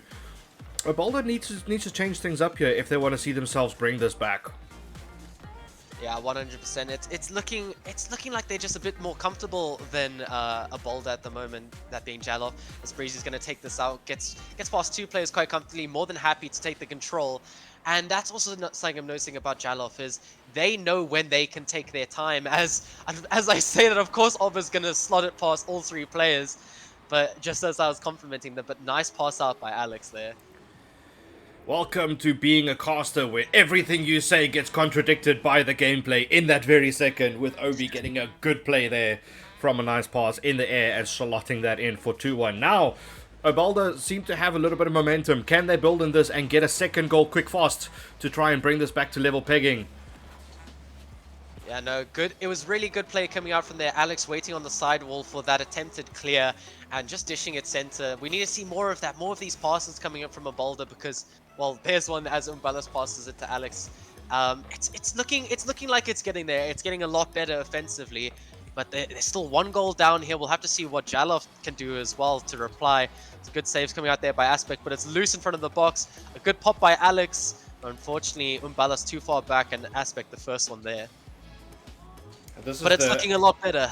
100%. This is the aggression we were hoping for from Obalda. They know they got the loss in the first game and they need to get a goal back in this one. And now it seems like they've finally woken up and started playing a little bit more aggressively. Getting those passing plays, as you say, getting a little bit of a bump here and there. All they need now is that final product. And it just seems like Alex, as I was going to say, it seems like they're not finding it. Alex does exactly that. Good play here. A little unlucky from Oops, playing it straight to Alex, and Breezy just driving a bit high on the backboard and not getting to that low goal. But now it's level, and we've got just over a minute left. Yeah, great response by Obalda. That's exactly what we wanted to see. That shot by Alex, I can't help but wonder what was going on there in the goal, and it looked like both Aspect and Breezy were sort of floating, waiting for a high shot, but it never came. The low shot by Alex really good there. And it's a tie game with a minute left. It's looking quite close. I mean, obviously that first game only 2-1, so this series is really showing how close it is between these two teams, as Abolda starting to really get aggressive. Good chance there by Obi, sending it a bit high. Alex is going to pop it, and there's Umbalas finally a bit closer to the play, but Breezy meeting it more than comfortably. Do you think that's the problem with Abolda, is that their rotations are just a little too wide, where the second player is not close enough to the first player in attack specifically? Because we've seen a few times now that Umbalas is maybe a bit far back when he's supposed to be in that second man role. That being said, though, he was waiting for the mishap on the backboard and finds the goal. And now Abolda are in the lead with 20 seconds left. And what an absolute turnaround. I mean, what were they, 2 goals down and just 3-2 in the series now, that 1 goal difference, 20 seconds left. It's looking very close here, but Abolda, every single member getting involved. And yeah, as you said earlier, Dutch, was sort of those moments where they're not following up because of the rotations. I think, yeah, you're definitely onto something there. Too many of these moments look like... Oh, sorry, I thought that was going to be a goal there. It's looking a bit close in the final 5 seconds, but Abolda with a great reply in this match. It looks like offensively they are figuring it out a lot better, and I think, yeah, all 3 players getting a goal from Abolda there. Great team performance by each of them, and I think if they're following up a lot tighter on these plays, I think there was already improvement from game 1 there. They're going to be very menacing in this series. So now we've got Jalof asking if they are allowed to use a substitution, which of course they are. This is just a Community Cup, this is not RLCS. And even if it was RLCS, they could use a sub anyway. But it's an interesting decision made now. It's 1-1. This seems to be a sort of a timeout, as you would in a best of 7 in RLCS, where the team that have now conceded are looking to change things up. So we see Fancy Lizard coming in for Crazy Horse. Yeah, gonna have to see what this substitute can do. Obviously, I think, unfortunately, in the last match, it was Oops at the bottom of the scoreboard, with Aspect and Breezy dropping, I think, 400 points each, which it makes sense why they go for the substitution now, just see if they can get their offense rolling again in this game 3. But it's even at the moment, so we'll have to see what Fancy Lizard can do here as he comes in and gets his first shot. So now we've got Fancy Lizard and Aspect, as well as Breezy on Team Jalof. Abolda not having changed anything though. They still have Obi, Wambalas, and Alex Vomits. They seem to be okay with what happened in game number 1, and of course what happened in game number 2, then taking that win after being 2 goals down and bringing it back and winning it 3-2. Great mental display there from Abolda, because when you're 2-0 down, and I think they only had maybe 2 minutes left, as Crazy Horse puts us in for an early lead now, and that's the momentum that Abolda built in game number 2 and are now carrying over into game number 3. Yeah, a bit of a loose one there from Breezy. I think, once again, a player thinking has way more time than he does, but finally, Abolda was seeing more and more offensive pressure coming out from them. They were looking a bit flat-footed in that game 1, and now they're taking advantage of any mistake that Jalof are making, as Alex is coming in, as well as Ob staying forward, both players looking for any chance they can get, but this does leave them susceptible to a counter-attack, as Fancy Lizard's going to take it down the pitch. Breezy the first one to meet it, but shot blocked out.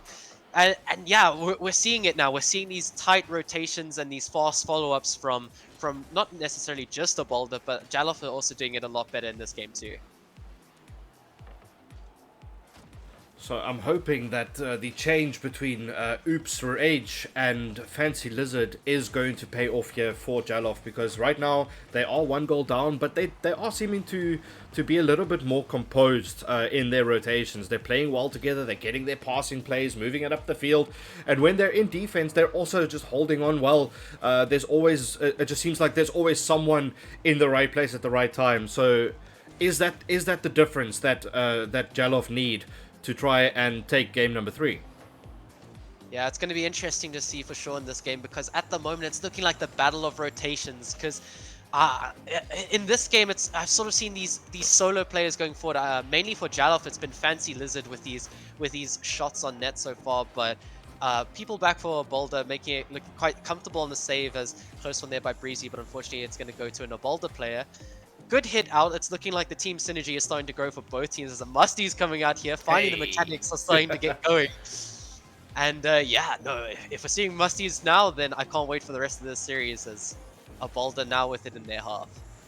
Finally, we get to see a glimpse of the freestylers in this match, with Obi going for a cheeky musty off the sidewall, as you said. But it seemed like it was not utilized. I mean, his teammates were not in any position to try and follow up on that. His musty wasn't all that hard, so it didn't really create any sort of danger for Jalov to deal with. And still, we're looking at a 1-0 lead right now for a Boulder, but Jalov look like they are slowly but surely coming back into the fold here, with Fancy Lizard taking a shot there and seemingly warming up to the speed of this game. And is it just me, Mac, or does this look like they're both playing faster now as they were in game number 1 or 2?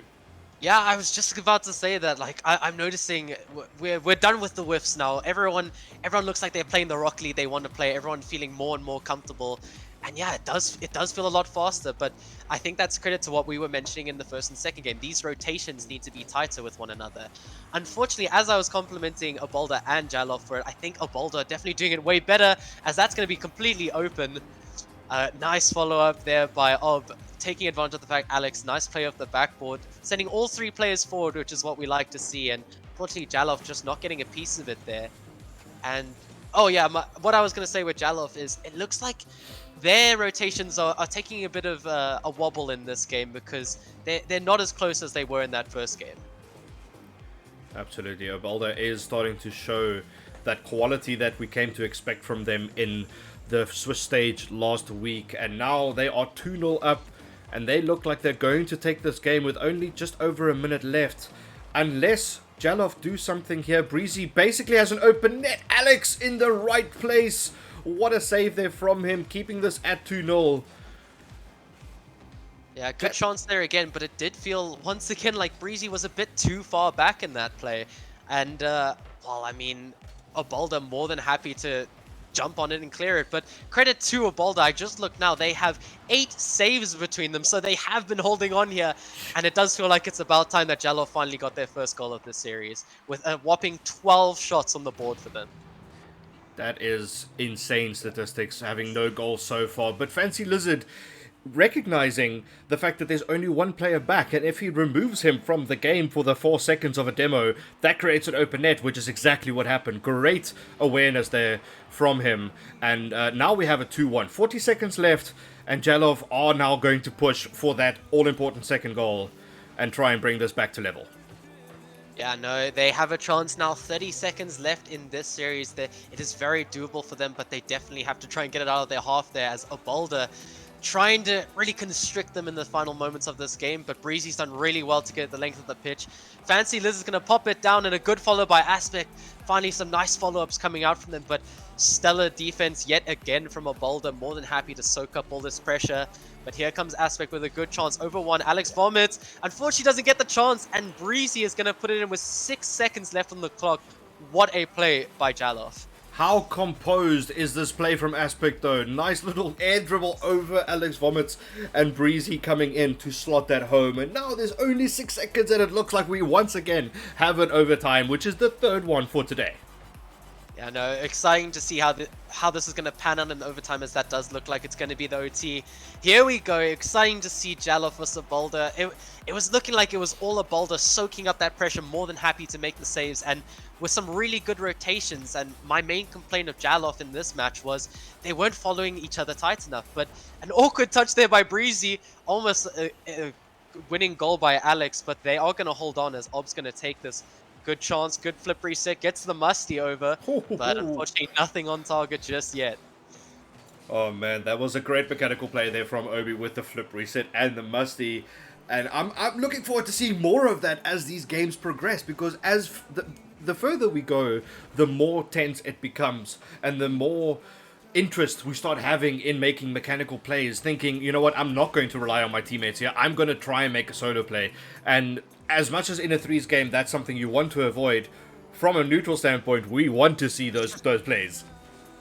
Yeah, no, we are absolute fiends for mechanics here. We love to see flip resets and the musties coming out.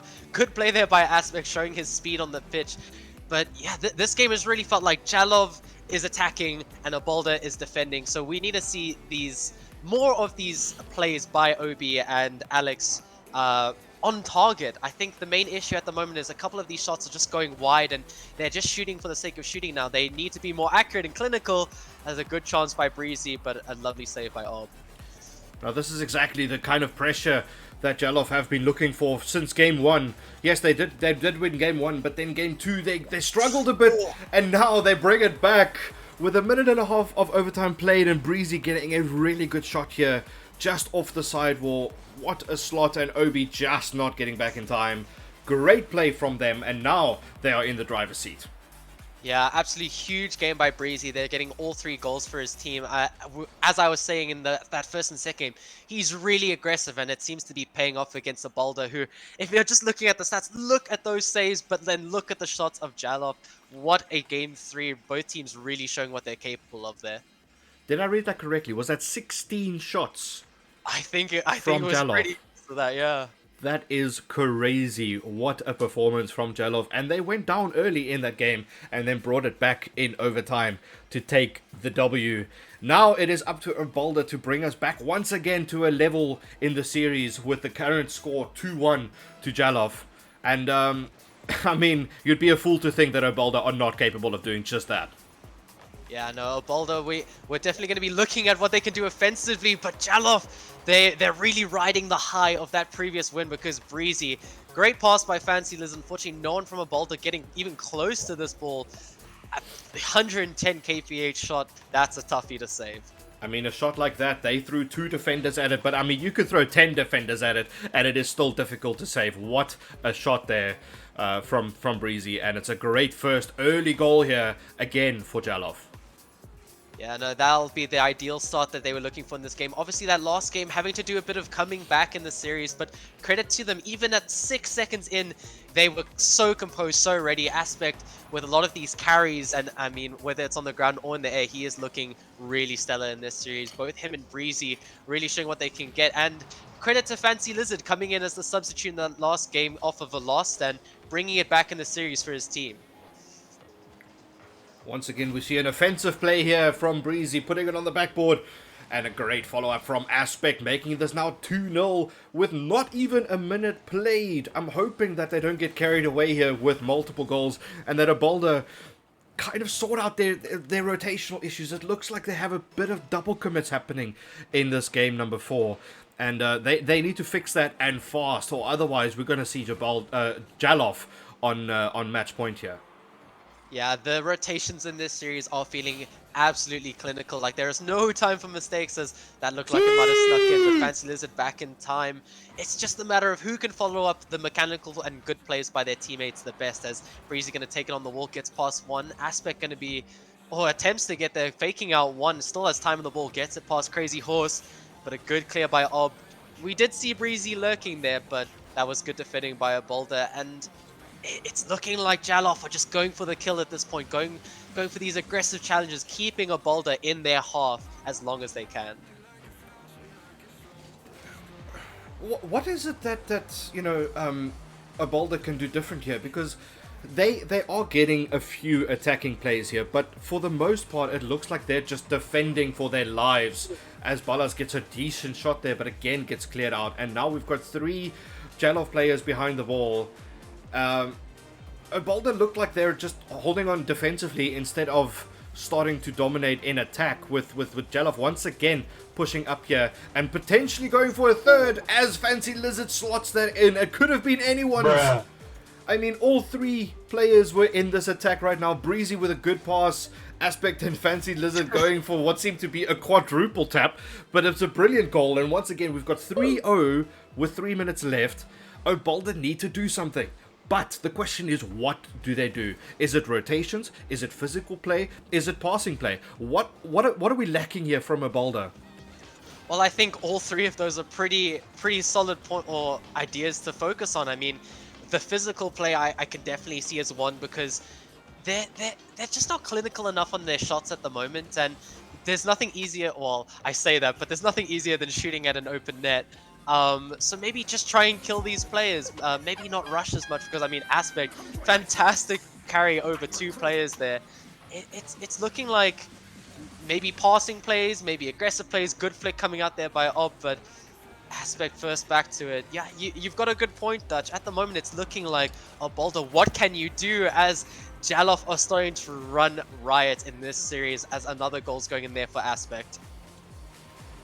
This is a insanely good display here from Jalof. 4 goals to the good, and we've only just had about half the game played. I mean, Obalda, they had a good performance in game number 1, but since then they looked like they... apologies, in game number 2. But since then, they just look like they're scared of Jalof now. Jalof are just dominating in this game number 4. With every play seemingly going their way, and now it's just holding on for dear life for Obalda. But they need to reply with 4 goals in 2 minutes. Otherwise, we see Jalof on match point. Yeah, no, it does feel like Obalda just holding on at this point. This match is starting to get away from them. You can't help but feel like I don't want to say anything final just yet, because here is a really good chance. Oh dear. No, it's a really good chance for Jalof to go 5-0 up in this match. Unfortunately, it's just gotten away from Obalda. They seem too happy to just sit on defense, and when it does get into an attack, there's nothing too convincing at the moment. Man, oh man, 5 goals to the good, 1.5 minutes left. And it just looks like it's all but over now for Obalda. Yes, they do have another game after this, but they need to make drastic changes. Otherwise, they are going to see themselves go out. And still, even though it is 5-0, Jalof are on the attack, and they are constantly piling on pressure to try and even look for a 6th goal here, which is something that we're not used to from these teams, as they were designed to be quite balanced. But Obalda just, you know... It just looks like Jalof found their groove, and they're playing well together. It's not just solo plays. Everyone has a part to play. Everyone has a goal to score, an assist to make, a save to make. And Jalof just absolutely dominating in game number 4. Yeah, and as we said from the get-go, is this match would be determined by who can last the longest and keep improving in the series. And as you said, Jalof, they just look like they figured everything out. They look like their rotations are pretty sound. They're not a lot of panics, especially Aspect. I mean, how calm has he been every single time he's on the ball? And yeah, at the moment, Obalda just not able to really get anything together. They are trying, they are sending players up the pitch, but nothing at the moment is really working against this Jalof defense and offense, because you could say that, couldn't you, that their best defense is their offense at the moment. 5 goals in this match as the final 10 seconds are going to go down on the clock. And close attempt there, but this is definitely a go next for Obalda. This has been domination from Jalof from the first whistle, and we see them see this out in a 5-0. That is a really good performance from Jalof, and it's match point for them, of course. Now, do we see them continue and take this in another 4-1, second one for today, or do we see Obalda actually making a change here and try and bring this one back? They need to win 3 games in a row now, otherwise they are out and going to the 3rd place playoff. Yeah, it's a tough position for them to be in, so it's going to take a lot of character in this game to come back, but it just feels like Jalof, after coming back in, what was the game? It was the 3rd game, when they came back and just had like a stellar performance, and it just felt like the momentum of the entire series shifted there, because an absolute blowout in this game 5 now, and that's credit to Jalof. They've just been everywhere on the field and looking pretty comfortable. I mean, Fancy Lizard, since he's come in, he's looking really stellar on this team, and I've seen very few mistakes coming out from Jalof and as the series has progressed. Now, while we wait for this game number 5 to go underway, I quickly want to just give a quick shout out to Yo Scraffy. I appreciate you, my man, and I'm really sorry that we don't have an on-screen display for your generosity of 11 gifted subs. You, Wow. sir, are a legend. Thank you so very, very much. I did also see Morris gifting a sub. Thank you, sir. I saw a few follows from Yo-Yo Cam, Maturino earlier as well, from Dogman and Shrimply the best. Guys, you are legends. Thank you all so very, very much, and I appreciate you being here. As we go into game number 5, do we see Jalov seeing this out, or do we see Obalda making the comeback of the century? Yeah, we're gonna have to see here as, I mean, you can't help but feel like Jalov just have all of the pressure at the moment. So it's all up to Obalda. I think they need a fast start here. Maybe we want to see more physical plays, more passing plays, just anything at the moment, because at the moment it just doesn't seem to be working against Jalov, does it? No, Jalov seemed to be responding to anything Obalda throw at them. But it is now for Obalda to change the script and to make a difference in this game number 5. They have nothing to lose now. They need to throw everything they have. As Breezy instantly says, you know what, no. We're going to see this one out. Early goal once again for Jalov. And Obalda just look defeated right now. They have 4 minutes to try and change things. But from the last 2 games and the beginning of this one, that doesn't look very likely. Yeah, unfortunately, Alex Vomits there just taking it. I mean, he didn't even take that long on the ball. He had one pop of the ball on his car, and Breezy was already in his face. And I think that's just credit to Jalov. They're so confident to get up the pitch. They're incredibly fast. And although we have seen double commits, both offensively and defensively by them, they're just looking completely in control of this series. As a great 50 by Aspect's going to be loose in the midfield, and of course, Breezy, the first one there. A double goal, 2-0 up in the first minute of this game number 5. It all looks like it is going Jalov's way. It looks like we have Jalov in the grand final, unless Obalda get a response, and they get it now. But once again, even though there are 2 goals down, they're not looking like they're getting out of their half, with Jalov just piling on the pressure. Now finally Wimbalas makes an attacking play. Obi tries to get to it, but all 3 Jalov players are back behind the ball, and that is class rotation right there, making sure they don't concede and that they get back in position to make another attacking play. Yeah, no, Jalov just so fast to go down the field at the moment. A great demo by Aspect there, recognizing Obi might be a bit of an issue. And where is that from Obalda? We need to see more of these demos, because I mean, Jalov more than happy to leave their players forward and try and go for disruption. And they just leave them to do that. So we need to see a response here from Obalda. Obviously, 3 minutes is still very doable for 2 goals. But honestly, after that game 3, where Jalov came back, it's just felt like there's been no real threat or momentum from Obalda. Now we know that Obalda do have the quality in their team to bring this game back and to maybe even win this series. But it just seems like the confidence on Jalov is so much higher, with Breezy putting in for a 3rd. That is his hat-trick in this game. What a performance from Breezy. And now Obalda have absolutely nothing to lose. If they concede more, fine. But they need to start scoring. They went 0 in the previous game. So far they are 0 in this game. They need to do something, and fast. But the question is what? Yeah, no, you can't help but feel if they do get that goal, even to make it 3-1, it's going to feel really good for them. But at the moment, it's just felt like they're being a bit outclassed. There's a nice flip reset coming through there, damage! Crazy good defense was pretty calm in the face of that flip reset, which is really good to see, as Fancy Lizard's going to connect with this. But it's just... I like you said, Dutch, what can they do? It just seems like Jalov, and especially Breezy, is just everywhere on the field at the moment. I mean, Breezy was pre-jumping from the halfway there, but luckily Aspect was ready to follow up, taking his time on this. Good disruption there by OB, but Fancy Lizard the first to it. Breezy is going for this. See, maybe that's their chance, these overcommits, because we do see that Jalov do like to send everyone forward to commit for the goal, but this is going to look like an awkward one.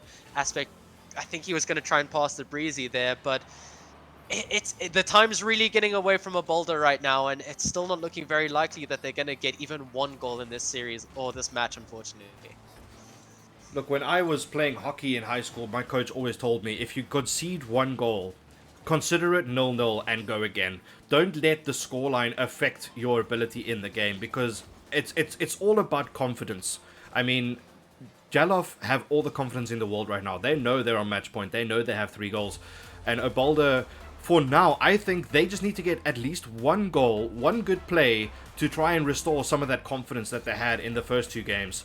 But now it seems, with only a minute left, like it is just too little too late, and Jalof just too dominant to let anything slip by them. Yeah, no, it's a final stretch here. We'll see if they can maybe get a consolation goal, but you can't help but feel this is over. Well played to Jalof. I mean, they've been absolutely everywhere, all over the pitch, not giving an inch really. I mean, it has felt like, unfortunately here, that it's been a bit of an outmatch on Obalda's side. It does indeed look like that. Now we have what seems to be a 4-1 here in this series, which means that Jalof will go and face Jegele in the grand final. And Jegele also had a 4-1 against Remoro. That sounds like a very juicy grand final right there, with both of those teams being absolutely dominant in their semi-final series. Yeah, no, it's sure to be an interesting one. I mean, it's clear to see the 2 best teams going into the final. And yeah, I mean, Jalof, credit to them, they were huge in that game. All the offensive pressure, so much speed, and Obalda just not able to keep up as the series went on. Obviously, they had those close first games, but you know, with the best of 7, you have to be prepared for every single game to get these shots, to be ready for every single thing. But yeah, it felt like one team grew way too strong in that series for the other. So unfortunately, another 4-1. We were hoping for a game 7, but maybe we'll get in the final, because these 2 teams did get blowouts in their series, so they do seem pretty on par. They do indeed. So, now that we know who is in the grand final, let me update the scores quickly on Jalof versus Obalda, which was, of course, 4-1, which means that Jalof go against Jegele in the grand final. Now, just to remind those in the chat who we can see next up. In the 3rd place playoff, we have Obalda and Remoro, which is, as we just saw, Alex Vomits, Wambalas, Kureji Hosu, and perhaps Lil Moose, depending on timing of their power cuts. And then on Remoro, of course, we've got Scraffy, Moras, and Xander. I'm not quite sure if Swerve is joining us for that. Perhaps he is. We hope that he is, because he definitely made the difference last week when he subbed in.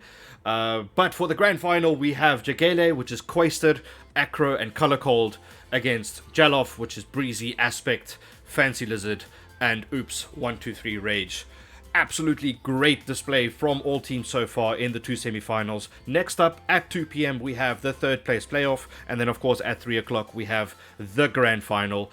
Don't go anywhere. We have 2 best of 7 still coming up, and we'll see you in just a few minutes.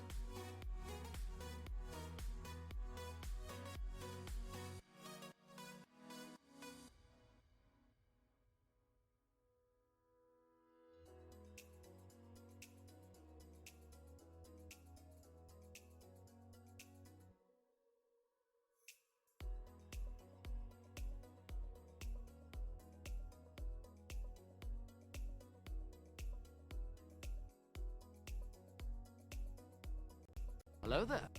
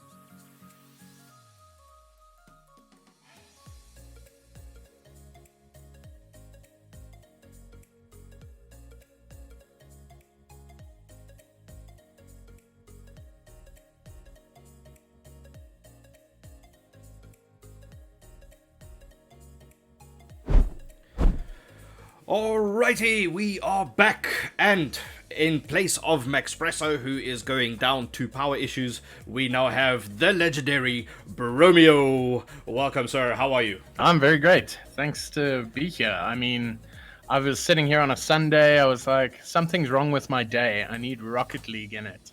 So that's why I'm here. I'm excited to be here, and we've got a third, fourth playoff to cast. So let's get going.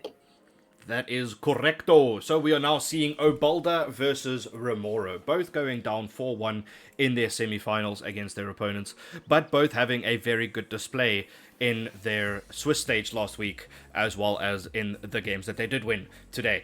So this should be a very good matchup, and it just happens to be third and fourth seed from last week. So everything is as it should be, according to the script. Yeah, definitely teams aren't rocking the boat with their seedings. Remora and Obalda finishing third and fourth respectively. Or actually quite the reverse. But what I'll be interested to see is that in each of their semi-finals, they only managed to win one game. Hello, They won that motherfucker. game pretty early on in the series. I would like to see a more dominant display by one of these teams, and that's why we have this third, fourth playoff. We want to see the teams that were possibly outshone shining against somebody in their playing set. Absolutely. So now it looks like we have the players and they are ready to go. So we're going to create a match and hopefully everyone can join. Let's switch to the casting page so that we can see what happens between Obalda and Remoro. Now we know that Remoro's side, Scraffy is unable to continue and Swerve has come in as the substitute. On the Obalda side, we do seem to have Alex, Koreji Hosu, or Crazy Horse as he is in game, as well as Uembalas. So this should be a good matchup. It should indeed. I mean, the way these teams were selected was that they were selected from high to low, from everybody in our community who joined. So mathematically, on paper, they should be very, very similar. Seems like we have some sort of connection issue here with only one or two of Obalda's players joining. I'm not quite sure. We need to restart. So we leave this game quickly and we remake. Everyone leave. Alright, everyone is back in the party. Ready?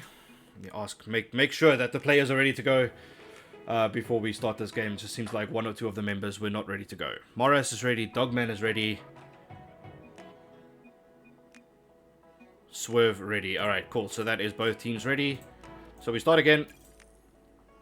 Hopefully this time everyone joins us. I mean, it would be nice. It would be nice to have a little game to cast here.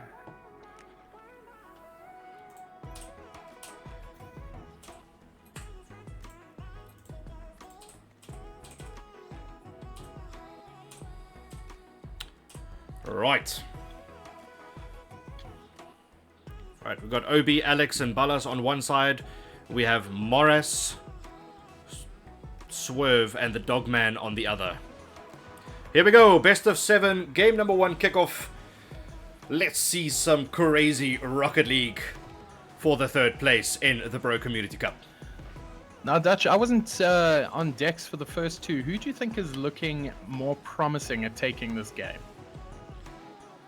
Romeo, that's a very difficult question because both teams looked like they had the quality to win their semi-finals, yet they went down 4-1. So I'm not putting my money on anyone here. I know that, for example, Obalda have the quality of Alex Vomits as well as Obi. But then again, on the side of Remoro, they've got Moras and Swerve, who are also quite mechanical. So it's tough to say who's going to be the better team here and take that third place. Well, I can see Orange messing around in the back here. Blue applying some early pressure. Obalda looks like they are coming with intent. Alex Vomits, unfortunately, not being able to hold on to possession. Let's see if Obi can pull it up the wall and play something from this. Let's see. Play it off into the other side of the half. I'm not sure. It seems like this game, it will be one of those games where it either goes to game 5 or we see a sweep. I don't think there is an in-between at this point. This is a best of 7 as Obi puts it in for goal number 1 on the side of Obalda, and that's a good early lead that they needed. But again, we know that Remoro have the capability of coming back in their game, as they've done last week so many times, and today as well. They came back to bring the series level. So far, it's a bit of test and go, give and take, a bit of seeing what the other team is capable of. But I'm sure that we're in for at least 5 games here. I hope you're right there, Dutch. Blue seeming to apply some early pressure. Ballas in the air plays it. Off the backboard, can he double? No, he can't. Alex collecting, whiffs it. Obi in the back of the net, though. It looks like a Boulder are off to a very good start. That it does indeed, and all 3 players being involved there. Ballas putting it off the backboard, Alex putting it in the middle, and Obi finishing that attacking product, making it 2-0 with more than 3 minutes left. So, I mean, Remoro have plenty time to bring this back, but so far Obalda looked like they wanted more. Obalda definitely with the early 2-minute blitz. Ballas can't play it, but Morris to collect. Alex plays a sneaky shot on, but collected by Morris. He's carrying it through into the opposition. He's got a shot. Can he take it? Saved by Alex. Now, this is one of those games that can swing each way, but it looks like Obalda at the moment have got the advantage. They've scored some 2 early goals. Yes, there's still half a game to go. I think that Blue is definitely playing a very, very strong opening game here. They're definitely winning the mind games here. Look, the good thing for Obalda, as Morris does bring one back here, good play from him, and that is immensely important for their confidence going into the rest of this first game. But the benefit that Obalda have right now is that they haven't lost any of their star players, whereas for Team Remoro, Scraffy had to step out and let Swerve step into the ranks. Now, of course, Swerve is a very good player, but we know that Scraffy is one of the best for their team, as he has shown time and time again. Not just last week, but also today, with a couple of mechanical plays, good goals from him, and I'm sure that he'll be sorely missed. But can Scraffy live up to the expectation that Scraffy has created? I am with you on that one. I think Morris scored a goal when they most desperately needed to. Oh, that is unfortunate. But what a save. I couldn't see anything through the smoke, but it is absolutely wild right now. Obi collecting off the back wall. He was bumped, but definitely Blue on the charge at this point. I want to see if they can keep this up. Let's see if we can score more goals, because that's what we're here for, Dutch. That is 100% what we're here for. Mechanical plays, lots of goals, and lots of drama. And so far we have had a bit of drama with Morris getting a goal back, and now it seems like Remoro are on the offensive here. They're trying to get that second goal back and get the first win of the series, but Obalda holding on strong with their 2-1 lead. They are looking to improve on that and maybe make it 3-1 to really just solidify the win in game number 1. With Ballas putting it up in the air here, Obi is ready to collect, just misses out unfortunately, and now Morris and Dogman seem to have a bit of a miscommunication in the box, but Dogman taking the reins and shooting it out, taking it past 2 players, but not quite getting past 3. It's a really good performance here from both teams so far, and it is only game number 1. And as I said, Alex is looking for that third goal, finally finds it with only 50 seconds left on the clock. And now we see Obalda are trying to get the win in this game number 1. Obalda definitely stamping their authority on this game. Score is 3-1, 50 seconds left. You can only help but feeling that Obalda has this in the bag. Remora is definitely going to have to pull out all the stops if they want to recover. Good backboard by Morris. Dogman with the shot, but it looks like this is an opportunity wasted. It does indeed. I thought that Morris had a good opportunity there to try and slot that home, but that gets demoed just as he takes the shot and it goes narrowly wide. But again, Morris on the offensive here. He doesn't care that they only have 20 seconds left. He's trying to get a goal back and perhaps try and get 2 to make sure they go at least to overtime. But now there's only 15 seconds left, and it looks like Obalda are going to take the win in game number 1. Definitely looks like that, Dutch. This has been a Boulder all game. With a final blitz on the orange goal, Obi sees if he can play it back into the corner. He's awkward. Swerve looks like he's going to get it clear, and that's the game. A real dominant display here from Obalda. From the first get-go, they looked like scoring and they looked like dominating, and so they have done. Yes, Remoro had opportunities with Swerve getting an assist and 2 saves, and Morris obviously getting that good goal that brought them only down to 2-1. But it looks like Obalda are more keen on that win, and so they have the game number 1. Now, do they build on it in game number 2, or do we see a dramatic comeback from Remoro? If you're going to look at my direction for any possible betting or things like that, I'm not a betting man. I don't know who's going to win this. But having seen how strong Obalda came through the gates, you'll only see them keeping that through. So if I was a betting man, I would say that Obalda is going to stamp their name on game number 2. But in the interest of an exciting fight, I hope Remoro takes it. Look, from the neutral standpoint, we always hope for a Game 7, and hopefully Remoro have that same sort of vision here with bringing this game back to a 1-1 in the series. But Obalda know that if they go 2 up, that only contributes to their confidence and the breakdown in confidence on Team Remoro. So both teams have a lot to fight for here. Obviously, taking the 3rd place in the Bro Community Cup is a big deal to both of them. And hopefully we see some good play here from Remoro, as we have time and time again. Swerve with the double demo. Unfortunately, they couldn't capitalize it with Crazy Horse at the back, throwing a little bit of heroics to keep the rest of the orange team out. But is it too much too late? Yes, it is. Morris peppers and gets it. It looks like Remoro is on the rebound. That is a great play there from Swerve, getting that double tap off the sidewall and playing it off the backboard, and Morris capitalizing on the opportunity. But it did look like a bit of a rotational mishap from Crazy Horse and the rest of Obalda, because they just seemed a little awkward. Umbalas was beaten and it left 2 defenders in net, but they couldn't deal with the power of the shot from Morris. And now Remoro have an early lead, which is exactly what they were hoping for in game number 2. I've got to say, it's very hard to stay organized when you're dead, when you are blown up. That was fantastic. Fantastic play by Remoro, and I want to see more of it. It was very aggressive and it paid off. Alex with the trying to beat, but it looks like he's going to need to collect. Crazy with the bump. Plays it off the sidewall. Pass to Umbalas, beats 1. Good collection by Dogman. Alex Vomits at the back, though. He should get it. And with Umbalas securing that nasty little demo, the pressure is now back on Remoro.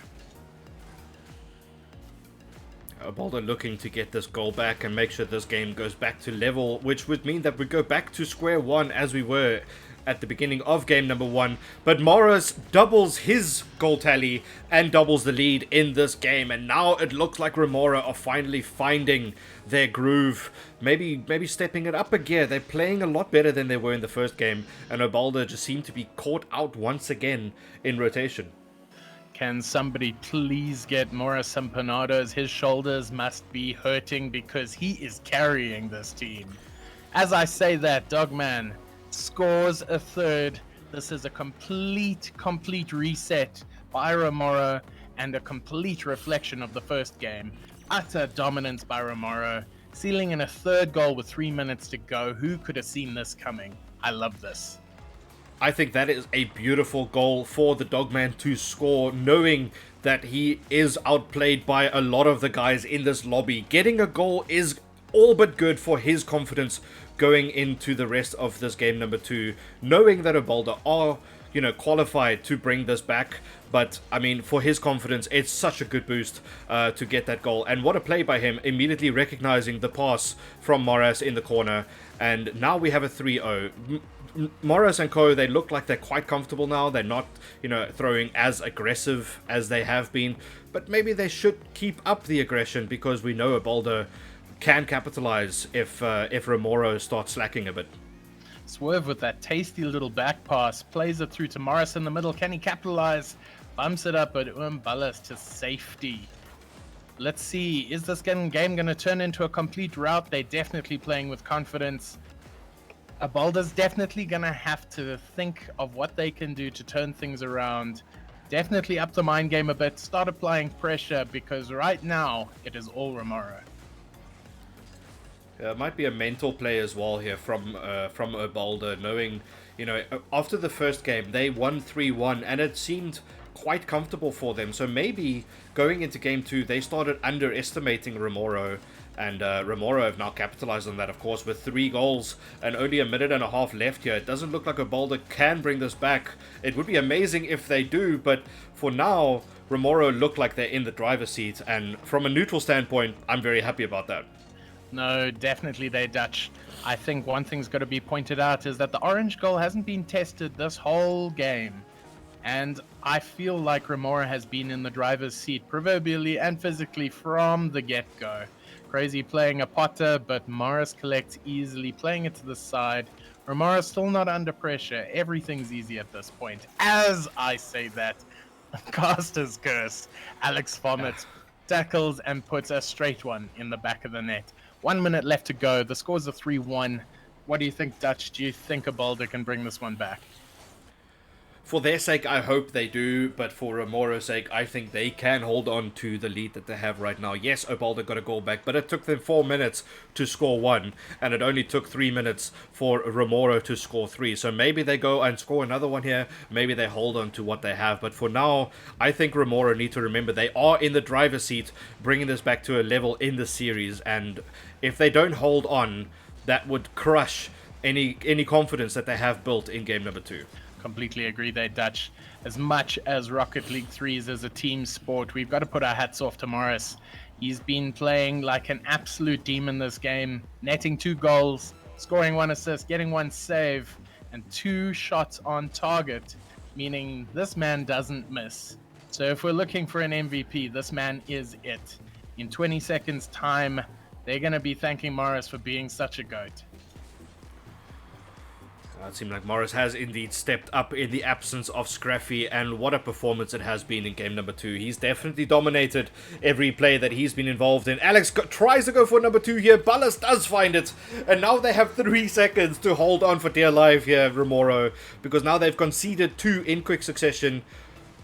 If we have a kickoff goal here from Obalda, we will definitely see overtime, but from a Remoro standpoint, I think they will do everything they can to avoid that. I completely see that way going. The 2 Athenas and then the goal. Wimballis is like, no, I will not stand for this. No more, no more. And that sees Remoro taking out the win for game 2 and tying up the series at 1-1. This is anybody's game at this point, Dutch. It is definitely anybody's game, and as you were caught by the caster's curse, apologies, it comes back to what I was saying earlier, is that the main job of a caster is to be contradicted by anything happening on the field. And but Remoro contradicting what happened in game number 1, which seemed to be a bit of a walkover for Obalda, and coming back with a solid performance here, mostly thanks to Morris. But we can't forget Swerve and Dogman's contribution to that game, because I think that whole team stepped up and they played extremely well. Now we are on level. We are 1-1 in the series in a best of 7. What do we see next? Do we see crazy plays from Horse, or do we see a sweep from Swerve? I don't know. Let's see. Dutch, I see what you did there. Very fast kickoff. Mbala's gonna see if he can capitalize for Remoro. But it seems like there's a very static defense going. All higgledy-piggledy, triple commits there. Crazy Horse taking advantage, beating 1. Dogman beats 2. Oh my gosh, that was almost a goal. Wimbala seeing, can I collect this? Can we put this in the back of the goal? Can we stamp our authority off right from the get-go? Obalda with some good early pressure, which is what they were hoping for after game number 2, knowing that they went down quite early in a 3-0. Yes, they brought 2 goals back, but they can't rely on that again in game number 3. They need to come out all guns blazing in the first minute of this game, and so far they've had good pressure, but Morris and co have held it together very well in the defense, and now it looks like we have a bit more attacking play here from Remoro. Agree they Dutch. They gave Obi way too much space there, launching an attack. Remoro's gonna have to see if they can pull some tricks out, but hey, Crazy Horse makes the shot and he gets it, taking the score to 1-1 after a minute. This is now going in Obalda's favor, and they're going to ride with it. That is an amazing shot there from Crazy Horse, because there were 3 Remoro players in net. and his placement was precise. Puts it in the far corner, away from all three Remoro players, and now Obalda have an early lead. And that can only be good for their confidence. I definitely agree with you there, Dutch. I think this is a very early statement of intent. Orange is going to have to step up their game. Morris is going to have to pull another man of the match performance. But I think all three of them are going to need to up the aggression, because you saw when they started being aggressive, they started getting those demos in. That's when they were effective. And that's what I'd like to see. I think you're absolutely right. It is especially when they got aggressive towards Obalda that they started getting past their players. Now it's a good play here from Morris. He beats one, he pops it up, goes to the backboard. He's not going to be in a good place for a double tap. And Swerve just not ready to capitalize on that. But so far, even though there is a goal from Obalda, I think this game has been quite balanced. Good attacking play from both teams here, but Obalda just having a bit more aggression right now. And we're hoping to see that through the rest of this game, Remoro remember what they did well in game number 2 and try and pull that off in game number 3. Both teams are playing it very loose and fast at the moment. It's like aerial ping pong at this point. But Obi takes the shot and he gets it, putting Boulder in almost unassailable 2-0 lead at this point, Dutch. I am not sure if this was the nail in the coffin, but given the pressure that both teams have been exerting, Remoro is definitely going to have to step up their game. They're going to have to bring something to the table. They're going to have to capitalize. Obi's at it again, putting through his aerial trickery. Beats one, beats two, but luckily Morris was there. This looks like a repeat of game number 1 with Obalda having 2 early goals. Now there is still a half a game to be played here, so I mean if at halftime one team could score 2, surely the other team could score 2 as well, as Morris instantly puts one back with a brilliant aerial from his half, taking it over all 3 players. Obi just too far back, couldn't make a play, and that makes it 2-1 now. Again, as we had in the first game, 2 early goals from Obalda, a comeback from Remoro. But are they now going to make the comeback complete? Or is Obalda going to have a complete repeat from game 1? But never mind that, because Swerve instantly scores a kickoff goal and makes that 2-2. What a response from Remoro. And again, it's the aggression that we've been waiting for from them in game 3. They needed to bring that explosiveness to their game. There was a massive kickoff from Morris and a brilliant follow-up by Swerve. And in the matter of seconds, they have tied it up at 2-2. It's anyone's game at this point. Game 3, all tied up. This is what I'd love to see. Obi winning the aerial, but Swerve seems to have it at the back. Not too much pressure on the goal just yet, but Crazy Horse taking a shot. Swerve luckily in the way there. Let's see if he can play it out. But Obi's back on the attack. And it looks like Remoro have survived this encounter to live another day.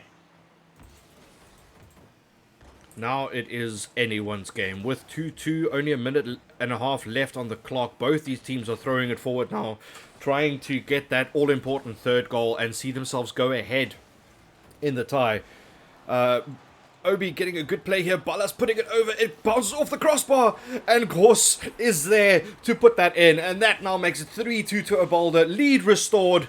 But now, do they hold on? Or do we see another trick up Remoro's sleeve?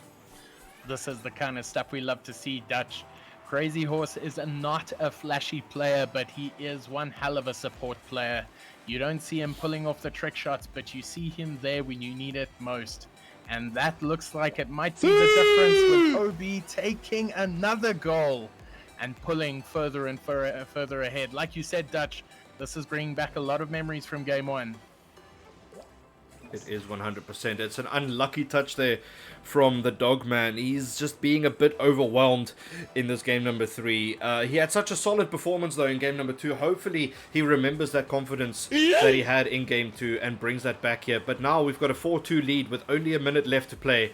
And again, it seems like Obalda are back in the driver's seat, which they feel they belong, especially after that performance in game number 1.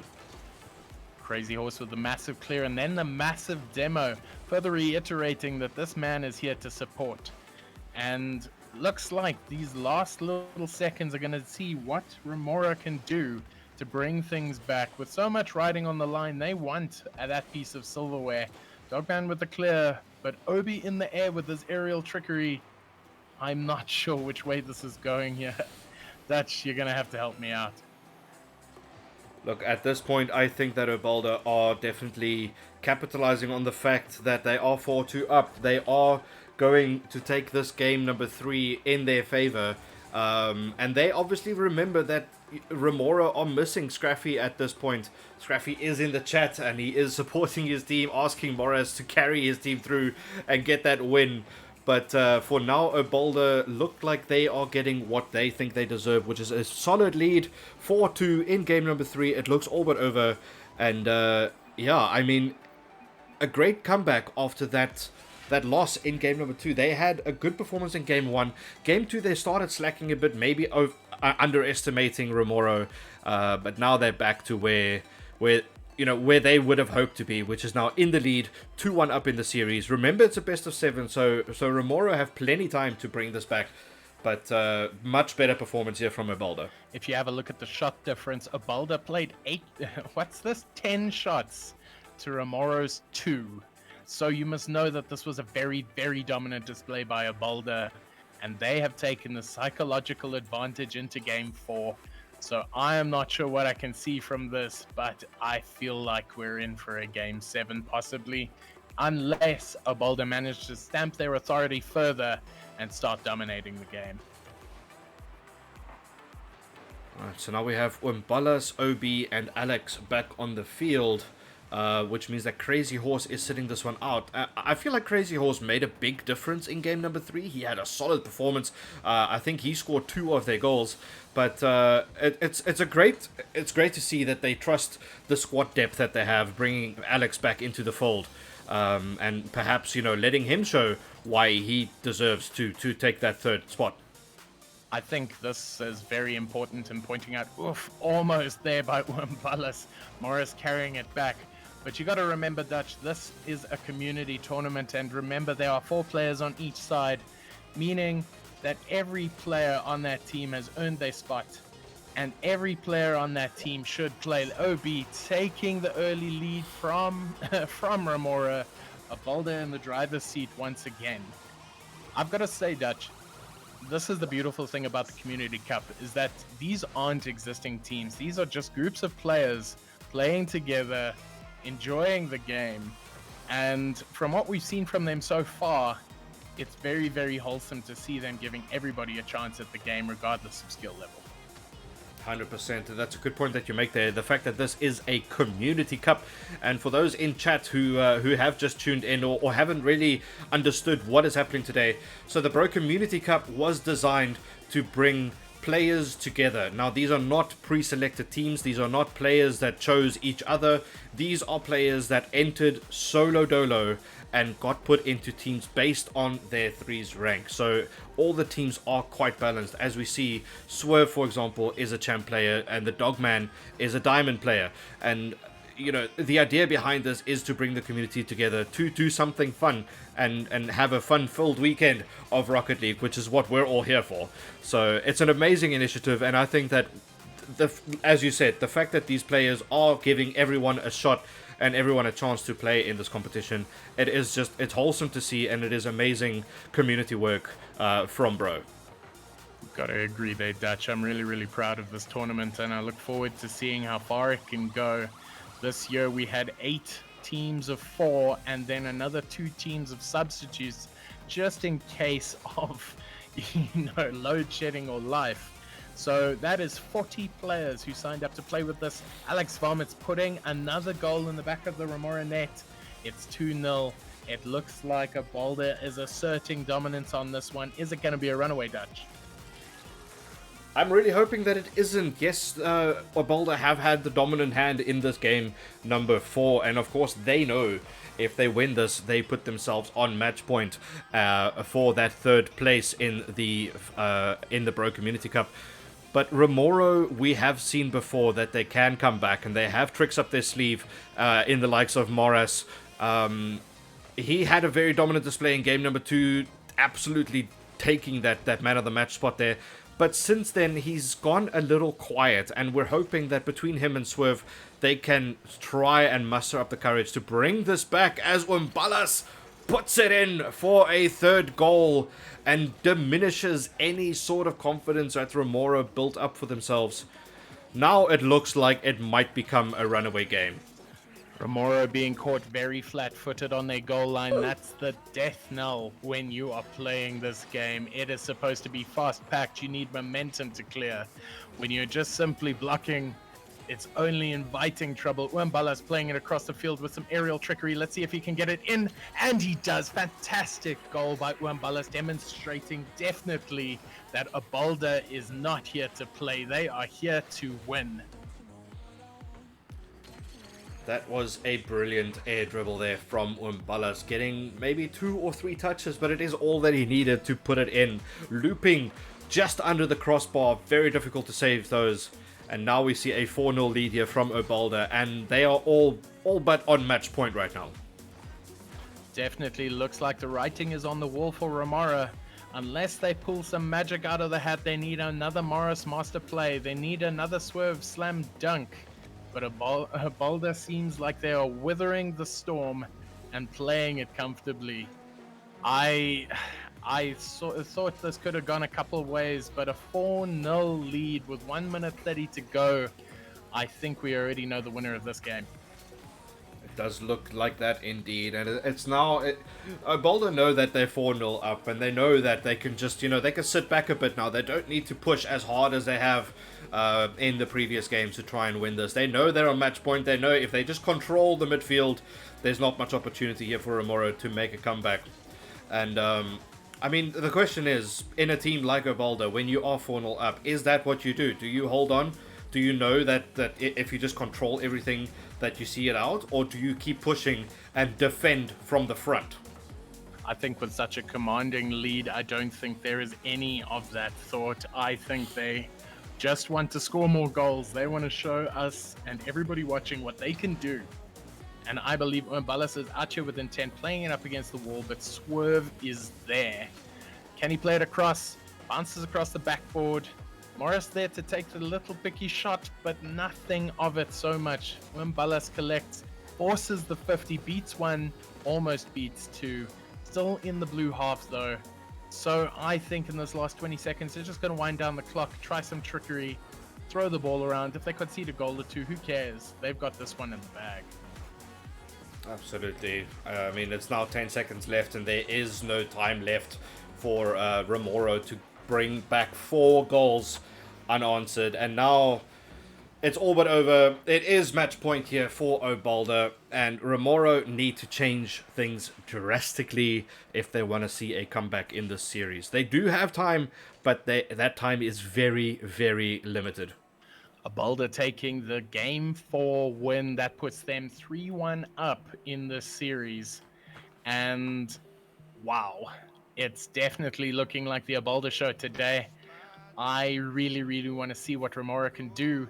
Possibly pull things back, put them back in the driver's seat, and force it to game 7. I mean, this is quite a repeat of game number 4, of game number 3, excuse me, with Obalda having the dominant performance of 11 shots versus 6 from Remora. I mean, they were just all over them from the get-go once again. A 4-0 and very well deserved as well. Now, Obalda have used their substitution. Alex Vomits came in for Crazy Horse, and it just didn't seem like it made much of a difference. They were just super dominant, Bromeo, as you can ready up for us so we can move on. Remora have hard work to do here. They need to make drastic changes if they are going to see any sort of comeback here. They know that Obalda are a match point, so Obalda are maybe going to step off the gas a little, maybe, try and get an early goal and just see it out. But Remora are going to have to do everything they can to try and get a win in this game. And it is game by game. Game number 5 now. They know they can get it back if they perform in 3 games now. But Obalda is very much in the driver's seat. I definitely agree with you there, Dutch. What was interesting to see is that although Obi is technically the highest ranked player on their team, you see him playing more of a supporting role. He is their safety guy, allowing the likes of Alex Vomits, Crazy Horse, and Umbalas to do all of the cool stuff, the heavy lifting. and this brings safety and security to the team. Hello, Although motherfucker. technically Obi is the best, he's playing a wonderful supporting role, and possibly Dutch, that might have been the difference. It could very well have been, because even though you are the highest ranked player on a team, it doesn't mean that you need to be the highest performing player on a team, because it's not all about goals. But for Crazy Horse, it is all about goals, because he puts one in. Again, an early lead here for Obalda, and they are now just trying to see this out and take that third place spot. But for OB, as you mentioned, he might be the highest ranked player, but that also means that he just has the best knowledge of a threes game, and sometimes that decision making doesn't have to be I have to score all the goals. It could just be you guys go ahead and play up front and, you know, have fun. I'm going to make sure that we don't concede. Definitely agree with you there. I think Abalda has put their stamp on this game again, but Remora found guilty of just being a little bit slow in rotation there. They're definitely going to have to stamp out those mistakes, and as we say that, Crazy Horse sinks one in the goal.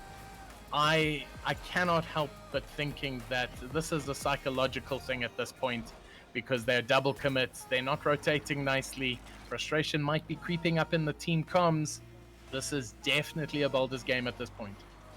I don't know if you noticed that, Romeo, but that goal was all credit to Obi. Not only did he get a killer pass to put it in the middle, he also proceeded to bump every single player from Remoro to make sure they didn't get back for that.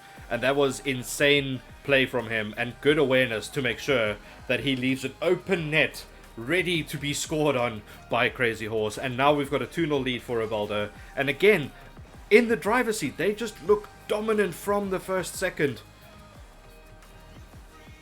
Abalda definitely applying heavy pressure at this point, peppering the orange goal over and over and over again.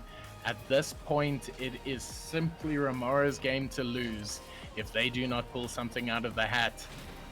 Applying some quick little pressure, Morris gliding past, no boost though, but it seems like things are a little bit disorganized.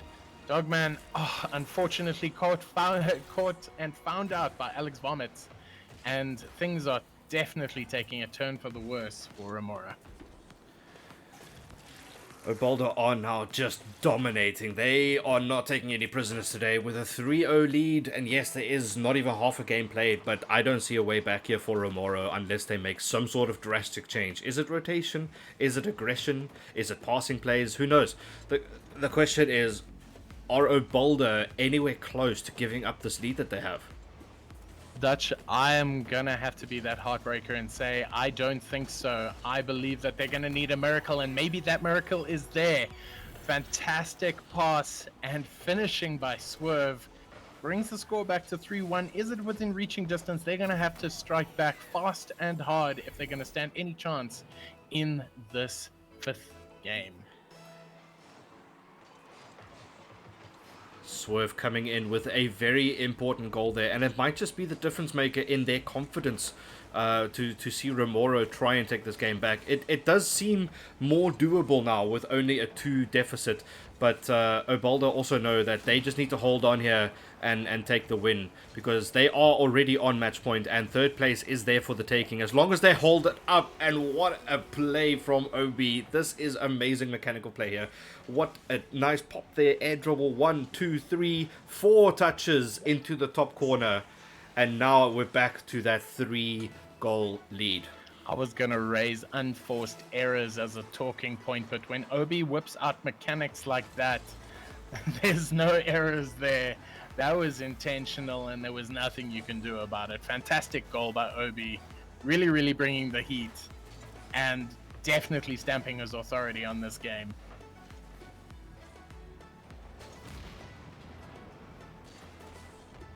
Now we see Alex being very aggressive there in attack as Crazy Horse puts it in for goal number 5. And I'm sorry to say, but this is all but over if OB keep up this dominant display. Again, Dogman and Swerve caught out in the corner. No one close to the net as Crazy Horse just slots that home for a 5-1 lead now. Now they have less than 2 minutes to hold on here and take that third place. But, I mean, this is so contrasting to their game in the first semi-final, where they lost a 4-1 series, and now they look like they're winning a 4-1 series. So absolutely deserved for Obalda here. I've got to say, when the first game went to Obalda, the second game went to Remora, I thought we were going to see a game 7. But it just shows you just how much psychology can play in a game like this, where they can be so equal at times. But it's the small differences, it's the psychological difference, it's the mental difference. And then they almost lost another runaway goal. But you can definitely see the eyes of the Remora players are just simply showing defeat at this point. This must be soul crushing for the likes of Scraffy, watching his team unfortunately not performing the way that they have so far. And they played extremely well in their Swiss stage last week Sunday, and they deserved their spot in the top 4. But now Obalda are just really showing that they are the better team. Swerve putting one back for a 5-2, but it just seems a little too late now, and that might just be a consolation goal. With a bit of a double commit there from Obalda players, but they can double commit now because they know they have this game in the bag. They just need to hold on. I've got to say that might be a little bit too late by Swerve, but we believe, we can dream. They've got 30 seconds to score 3 goals. We've seen it before, but if Obalda know anything about this game, all they need to do is keep up this pressure. Obi playing another shot for the left corner, but unfortunately carries wide. Morris still on the attack, but I think this is done. 10 seconds left. I want to see one final orange goal. Can they do it? Swerve with a good tackle. Can he play off a good pass to one of his teammates? Yes, he can. Morris takes a shot. Fantastic save by Obi, though. Drama until the final whistle. Obalda coming out deserved 4-1 winners of this series and picking up the bronze medal. What an absolutely fantastic game. Wonderfully deserved there from Obalda. Dominant display. Yes, they kind of gave it up a bit in game number 2, but then in game number 3 and 4 and 5, they just dominated with so many shots on target, so many goals scored, and Remora were just absolutely walked over in those final few games. So, but GG's to them. Well played to Obalda, taking that bronze spot, number 3 in the Bro Community Cup. And now we have a massive game to look forward to, the grand final of the Bro Community Cup, which will of course see Jegele face off against Jalof. So the two J's. And now the interesting thing with Jegele is that they had the original 3, which was Quester and Akropovic, but the third player was not able to play today, and they got in Color Cold as their substitute. Now Color Cold can't play at 3 o'clock, which means they have another substitute in the likes of Zanny. Now, Zanny came into the chat earlier today saying he's so sad that he can't play today because he wasn't around for when all of this was organized. And now he does get the opportunity not just to play, but already just advancing straight into the grand final. I mean, what an opportunity for him. It's been absolutely wild so far, and I think with all of these roster changes, it is true bro style. And we are heading into one cracker of a final. Both of these teams showing dominant 4-1 victories over their opponents. Both of them are going into this final thinking they Emotional They want damage. to be the cream of the bro crop. They want to wear this shirt right here, this one. Hey, one, twinsies. this one. Yeah, boy. Twinsies right Yeah, here. We get this one going. Oh, you got the new one. I still have the older one. Hey, let's go. Yo, this is primo stuff over here. But putting the bro in Bromeo. I like that. I've got to say, and I get excited about Rocket League in general, but what I do love to see is a community coming together, a community playing some Rocket League with their homies, and then taking it all the way to a bro grand final. So in a couple of minutes time, when these guys kick it off, I wouldn't be one daring to make a prediction. I know that Jegele had the top seed, but that was in name alone. Both of them went 3-1 in the Swiss, and both of them won their semi-final rounds 4-1. Both of them are dominant teams, and I'd hate to be the one who'd have to call this game, Dutch. No, I'm not even going to try and go there. And to remind you who is in these teams, so just to run down the list, for Chigele, we've got Koister, Acro, and Zeni. And then for Jaloff, we've got Breezy, Aspect, Fancy Lizard, as well as Oops123 Rage. So these are juicy rosters, and I really look forward to these games. Now, that is going to be kicking off at 3 p.m. So between Bromeo and myself, I think we need some water and a walkabout. So we'll be back in a few minutes. Don't go anywhere, because we are seeing the grand final come up next.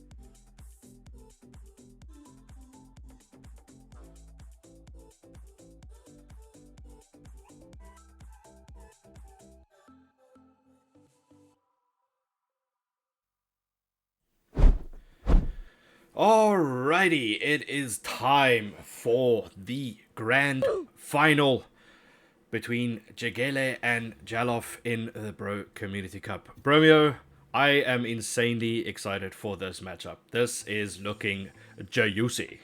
Man, I was having a look on their, they run all the way up to here, and it's been dominant performances by both teams.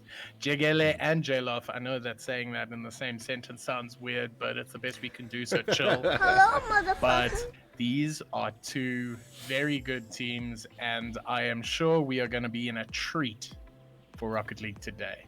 So if you're going to ask me if I can give a prediction, even if you could put that cute little icon, by my name, I don't think I'd give you one. I think I'd have to pass because this is too close to call. It is actually a very good opportunity for people to spend their channel points. I'm going to put out a prediction quickly to start who will win. So we have Jegele and we have Jalof. And then you people in chat, you have just 1 minute to start your predictions. And off we go. Here it is. Guys, please go and use your beans. I don't want to get railed next time I try and play ranked on stream because I know you people hate me. But for today, you have to love me because you're going to listen to me cast on hopefully 7 games in the grand final. Now, we have most of the players in our lobby. We have Koister, we have Aspect, we have Oops, we have Akropovich, we have Zany, and we have Breezy. Those are all high-class names. I can't wait. Let's see, are they ready? All right, they say 2 minutes. One of them quickly had to step out. Black OEMs only, Alex? Oh, you want to trade with Greybeard? All right, cool. Greybeard, go ahead and trade with whoever wants to trade with you in the chat. But for now, all that hopefully we're seeing is trading wins in this best of 7. Absolutely, Dutch. I see Greybeards in the chat. I lost a fair amount of channel points once upon a time, so just make sure you put up a poll so that he can, spend those channel points. He'd appreciate it. All right, so the prediction is not quite over. I see that it has already ended, but I'm gonna start it again because now we have a few more minutes for those who haven't quite done it yet. So let's start a prediction once again. Jegele and Jalof. I'm gonna give you 2 minutes to do this because the last one was a little fast. So there we go, guys. If you have predicted already, your points are back, and please do it again. You now have 2 minutes to do so. I'm just going to say 2 minutes to the players so that they wait for us. Fair enough. I mean, just a little bit of context before you predict, and just in case that I give it all up. Jegele finished top seed, followed very closely by Jalof. They both went 3-1 in the Swiss, and so far in the semi-finals, they've both posted 4-1 wins. So at this point, I would be very, very surprised to see a dominance by any team. And whichever team doesn't have the right amount of beans, I'm going to post on the other one because I know there's a fair chance of me making some solid coin. Now, for those who do know the players in these teams, let me just remind you, for those who don't, in Jagela, thank you, Alex. We have been saying Jagele this whole time, but I think we're just going to stick to Jagele for now. We have Quasar, Akropovich, and Zani. And then in Jalof, we have Breezy, Aspect, Fancy Lizard, and Oops123 Rage. So those are very high-ranked players in both teams. And as Bromeo mentioned, we have had 2 4-1s from both of them in the semi-finals, and both having a 3-1 in the Swiss. So it is super close between these two. I am not going to predict myself because I don't feel like losing today. All I see is win, win, win. I tell you what, I just dropped 4,500 beans on Jalof. I know that that's a lot of beans to spend at once, and I don't even know what you can spend these beans on, but I wanted to spend them, and this is why. Although Jagele and Jalof both went 3-1 in Swiss, both had their 4-1 run in the semi-finals, I saw that in the Swiss, Jalof's one of their 3 wins was against Jagele. So will this Swiss win come back to haunt Jagele in the final? I suppose we're about to find out. We are indeed about to find out exactly that as the players are ready to roll. So we're going to switch to the casting scene where we can see Jagele take on Jalof in the grand final of the Bro Community Cup Championship Sunday of our own. Here we go. Akropovich, Zani, Quasar, Oops, and then we have, of course, on the other side, we've got Oops, Fancy Lizard, Aspect, and Breezy. Off we go. Game number 1, best of 7. Let's see where this goes. Oh man, Dutch, I'm so bloody excited. I cannot even contain myself. Both times just playing their shots in the corners, seeing if they can get an early lead, push, test. Let's see what they can do. Quest in possession, but loses it quickly. Zainin putting one on the net. Unfortunately, it's just a little bit wide. Very slow on the chase up, allowing Breezy to clear it. Breezy still in possession though, playing it off the corner. Let's see if a orange player can play it in. Aspect there to guard. It seems like it is hot pressure from both teams at the moment. I can't pick out anybody at this stage. Now, both of these teams know that this is it. Grand final, winner takes all, bragging rights in the balance. And yeah, as you said, both teams throwing it forward a lot in this first minute of game number 1. Just for those who are not quite sure, on the orange side, we have Jalof, and on the blue side, we have Jagele. So far, it has been a very even matchup, and it has already been a high-paced game. Definitely, Dutch. I think we're going to see for at least a couple minutes teams just testing themselves, finding a little bit of a groove, and just seeing where the weaknesses in the other team are. I'll see some solid rotations, maybe a couple whiffs there by Aspect, but it has been constant pressure on the orange goal so far, not so much on for Jagele at the moment, but let's see if they can capitalize with some of that early possession and maybe nail a little Jalof goal. Right, now we've had just under 2 minutes played, and still it is a midfield battle. Quite the grudge match, if you would. And, I mean, it is only game number 1, and we are already on the edge of our seat. Both teams having some opportunities as Breezy sees an open net from his own goal and scores it straight in. No one back for Jagele, everyone throwing it in attack, and Breezy getting a bit of a pinch as well, putting that in for the first goal of the series. Oh, somebody pinch me. I could not have seen Orange Jalof taking off this in such a spectacular manner. Aspect there with a second goal, 2-0 to Jalof. And it looks like at this point at least, my points are safe. Instant double lead here for Jalof, as they were hoping for in game number 1, but you'd be a fool to think that Jagele cannot bring this back even in this match, let alone in the next one. So it has been a high octane start so far from both teams, and it has been a great display so far, more from Jalof than from Jagele, but we'll see them bring this back, no doubt. At this point, Zani brings it back with an unexpected Jagele goal. Definitely not all she wrote at this point. with only 2 minutes played, we've already seen 3 goals. I definitely think this is going to be a high-scoring affair, and the way things are going right now, still can't call it. Blue definitely need to up the ante a little bit, but let's see what they can do. Acro bumps it off the wall, but it looks like Oops is there to gather.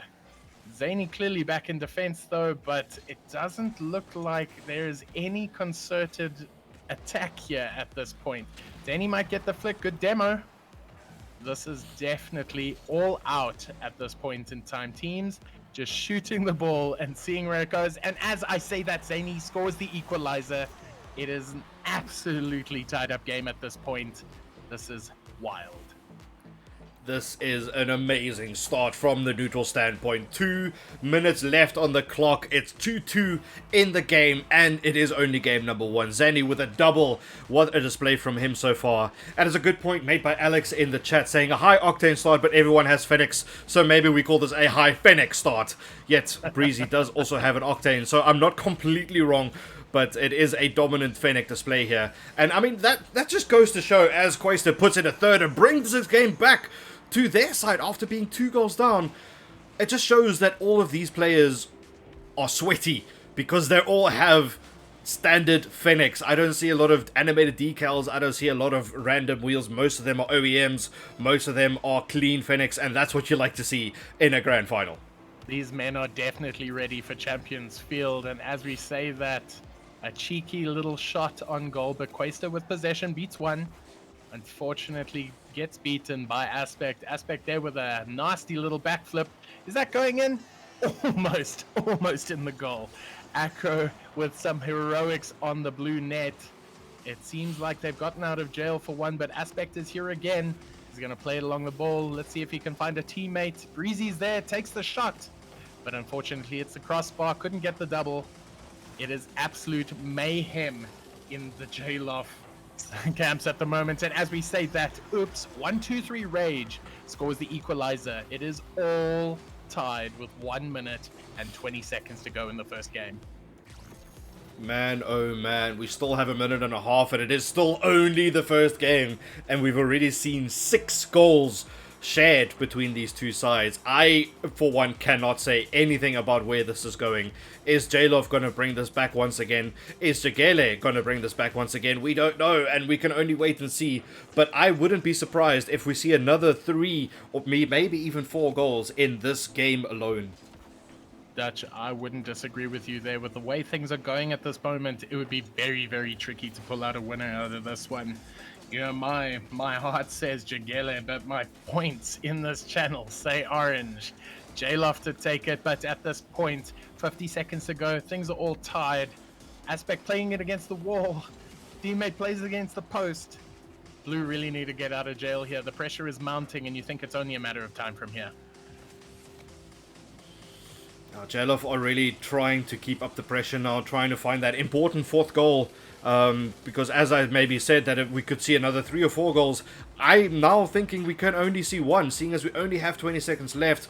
Are we going to see overtime in game number 1 here on Champions Field? First game overtime would be absolutely apt for this occasion. Both teams have been deadlocked. As we say that, a cheeky shot by Kaister. Kaister coming in to bring it again. Akropovic taking a shot against the backboard. Plays it in. Is there somebody in the middle? Acro beats. And he takes the decider with 4 seconds to go on the clock. Will this see Blue Team Jagele taking it through and winning the first game, Dutch? What a time to score the leading goal. Jagele now have 4 goals on their side, and they only have 4 seconds to try and hold on to this. Breezy is going to try and make one last play, but the ball touches the ground, and Jagele takes it 1-0 in the series. Yes, it's a best of 7, so we are going to see J-Love try and bring this back in game number 2. But what a performance from both teams. I didn't see any dominance from either side. No one is underestimated here. Everyone is throwing everything they have at this game from the get-go. 4-3, the first scoreline. I mean, what a treat to begin with. This has been absolutely champagne Rocket League, not so much in the defense, but definitely in the attack. It seems that Oops has left the match at this point. Is he going to be replaced? Can we start the countdown timer? Is this RLCS? No, it is not. Fancy Lizard stepping in here for Oops 123 Rage. Perhaps just a tactical change with Fancy Lizard having made the difference in games before when J-Loft were not performing as well as they would have liked. So now we see, does the substitute bring what is necessary to bring the series back to level? I cannot see what will happen here, as we're not too sure on the substitutes, but it looks like they're putting a nice rotation. I see Olympic in the chat says he wants to commentate, so who knows? Maybe we'll rotate our commentary cast as well.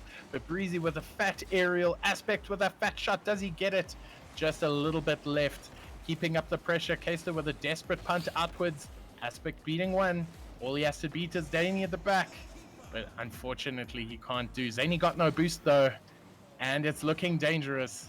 They really got to get it out, because at this point, J-Loft is showing their intent, and Aspect scores. 30 seconds on the clock, and J-Loft take the lead.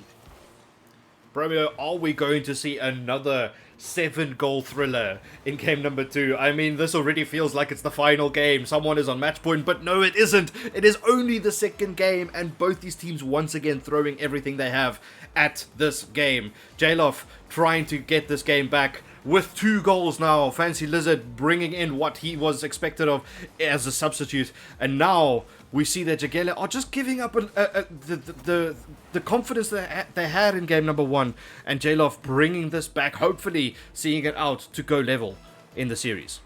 I think J-Loft just wanted to feel like they were the series underdogs. Maybe get a little bit of mental going in there. Zany talking about mental, doing some mad aerials across. And this is definitely not what we usually see in a bro lobby. Alex, you are indeed correct. And what a shot and a beat by Breezy. They are now 3 goals up in less than a minute, Dutch.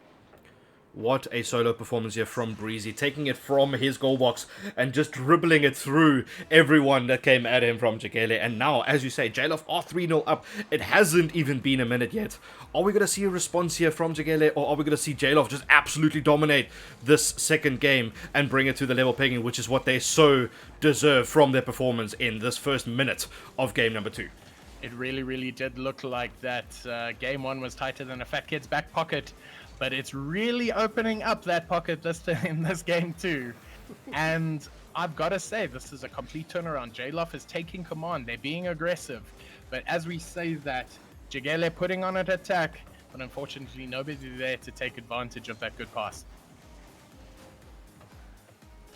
And again, even though Jagele had a bit of pressure there, J-Loft just looked comfortable in defense. They're just holding it off and making sure not a single shot goes on target. No need to make a save, just holding it in the corner and trying to recoup and play another attack, as Aspect puts it in for number 4. They have learned from their mistakes in game number 1, and they are now just dominating game number 2. This is not good here for Jagele.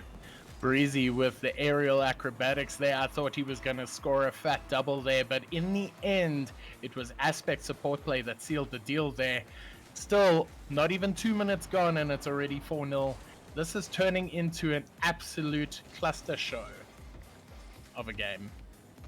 I wasn't sure if there's families listening, but this is honestly a very, very dominant performance by J-Loft at this point. And I've got to ask you, Dutch, what's happening with Jagele? What is this blue team doing wrong? And what can they do to turn things around?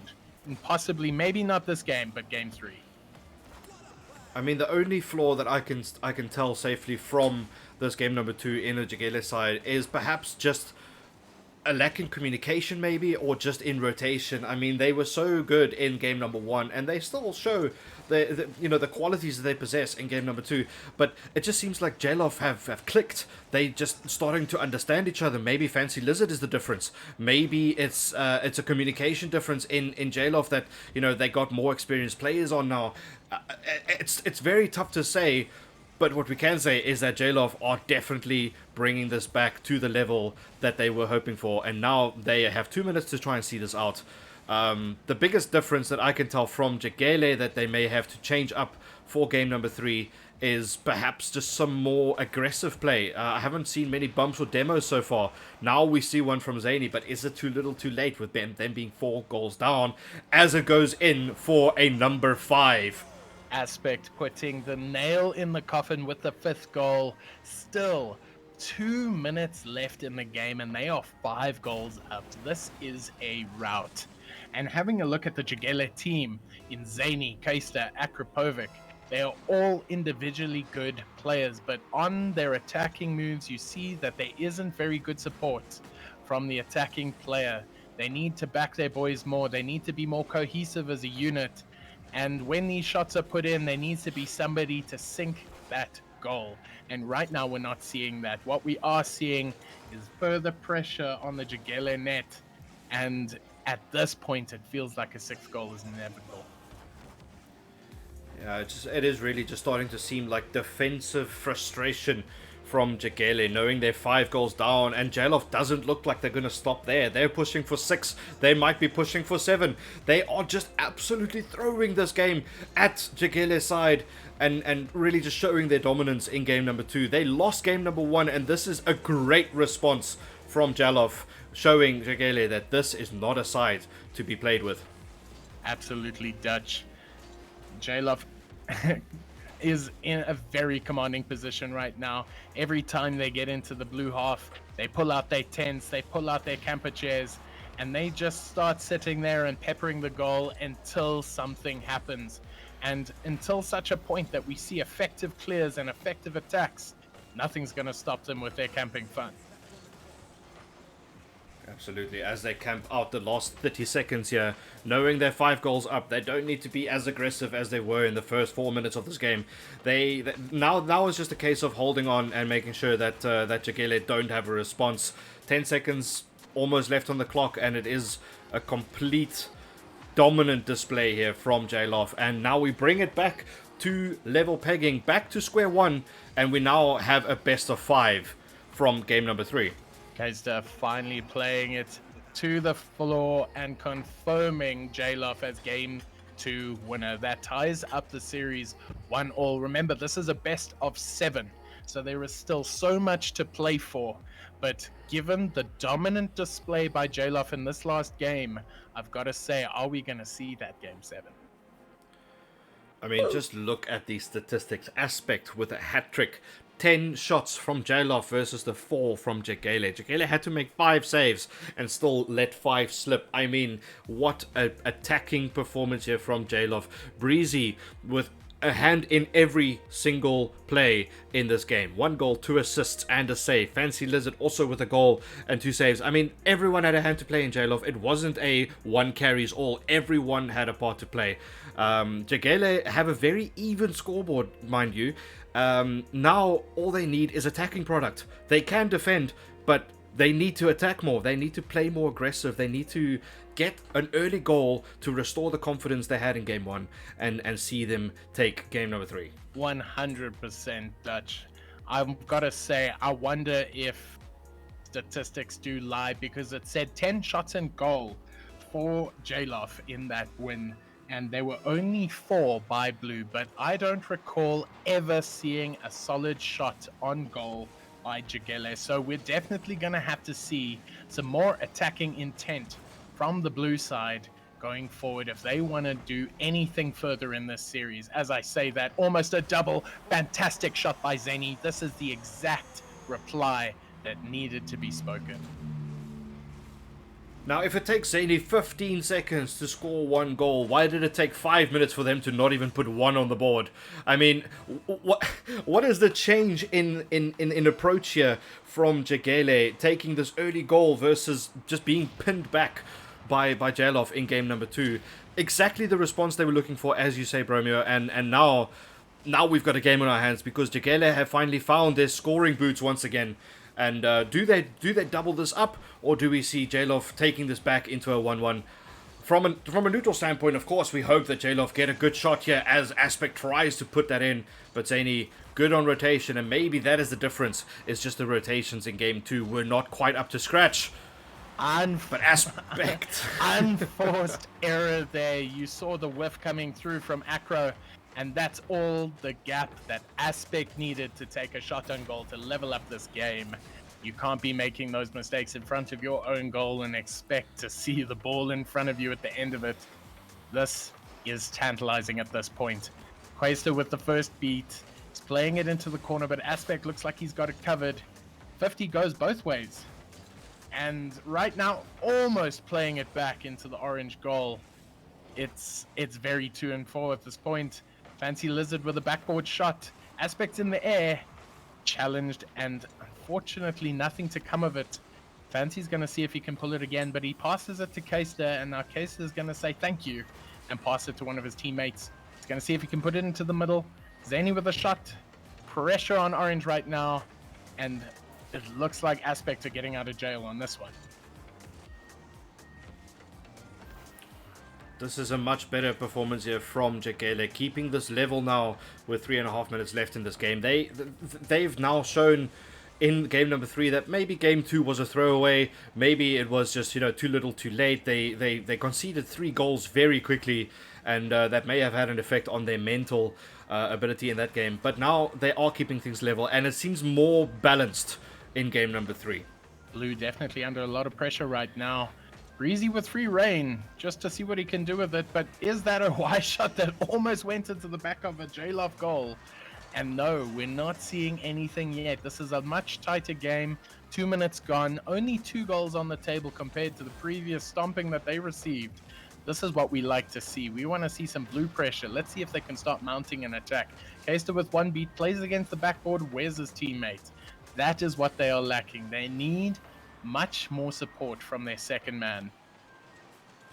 This is something we did see earlier in the day, is that in attack, there isn't all that much follow-up from the second man. Like, it just seems like we're throwing 1 forward and 2 in defense, where it should be 2 in attack and 1 in defense, and that might just be what Jegele are lacking right now. But that being said, it is only 2 minutes left now. They're still holding on here for dear life. It looks like J-Love are being a bit more aggressive in attack, but now we see Acro finally putting one in for the lead to be restored, and Jegele, they are finally showing a little bit of comfort and some good confidence here in game 3. Now hopefully we see that Jegele build on this. Perhaps they get another goal quickly to just really crush the mentality of J-Love. But we know from game number 1 and especially game number 2 that J-Love are not just going to go down without a fight. Absolutely, Dutch. Nobody's giving up at this point with so much on the line. I'm not even sure what is on the line. The only prize in this pool is friendship.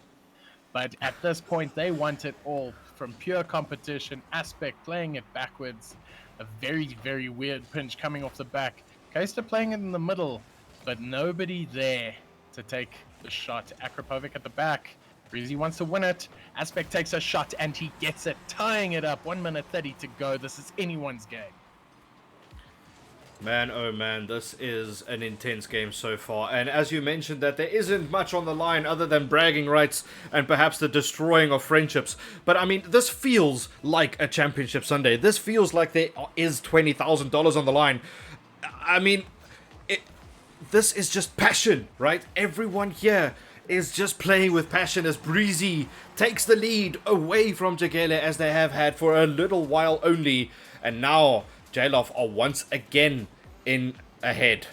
But I mean, the pure passion from all of these players, they know that there isn't much to be won here, but they're still playing with all the heart and soul that I've ever seen. Definitely, Dutch. We are seeing some quality gameplay here and quality demolitions as both teams are fighting tooth and nail to be the victor in this third game, to possibly take the ascendancy over this 7-game series. Zany at the back, playing it against the wall with a good double. Aspect at the back, but good challenge by Zany. Keister's there, takes the shot, and he gets it. Things are level again.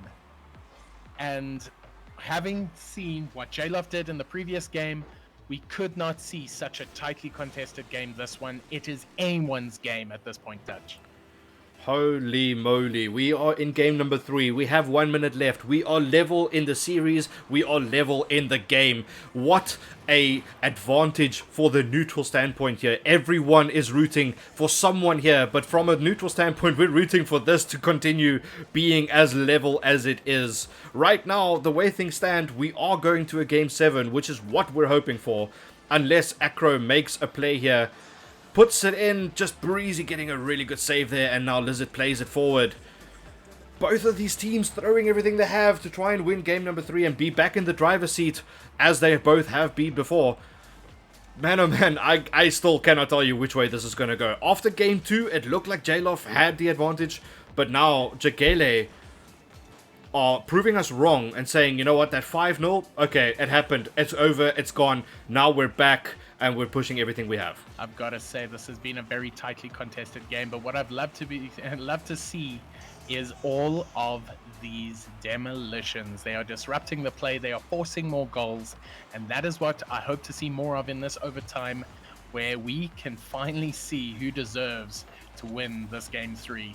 It's all open at this point. Breezy takes possession, Aspect goes for the bump, and he's got an open goal to take this game.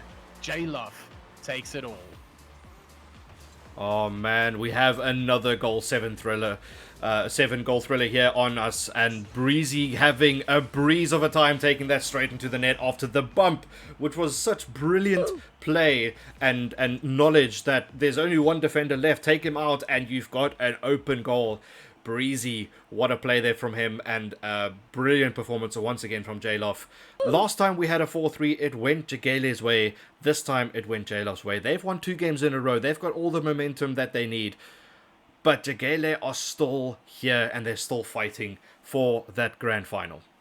I must say, after a dominant performance by J-Lof in this last game, Jegele definitely brought it back. They definitely said to each other in that break that, listen here, we can have no more of those. And I think this is going to be an absolute nail-biter to the very end. I can't even call it at this point, but all we know is that J-Lof leads in the series 2-1. Now, to remind everyone that both of these teams had a 3-1 display in their Swiss stage. Both of them had a 4-1 win in their semi-finals. And now it is basically level because it is 2-1 to J-Lof right now. But Jegele don't look like they're going to give this up just yet. So, I mean, from the neutral standpoint, once again, this is exactly where we want to be. A bit of an uncomfortable play there from Jegele, but luckily they get out of jail. But J-Lof, once again, just dominant in attack right now.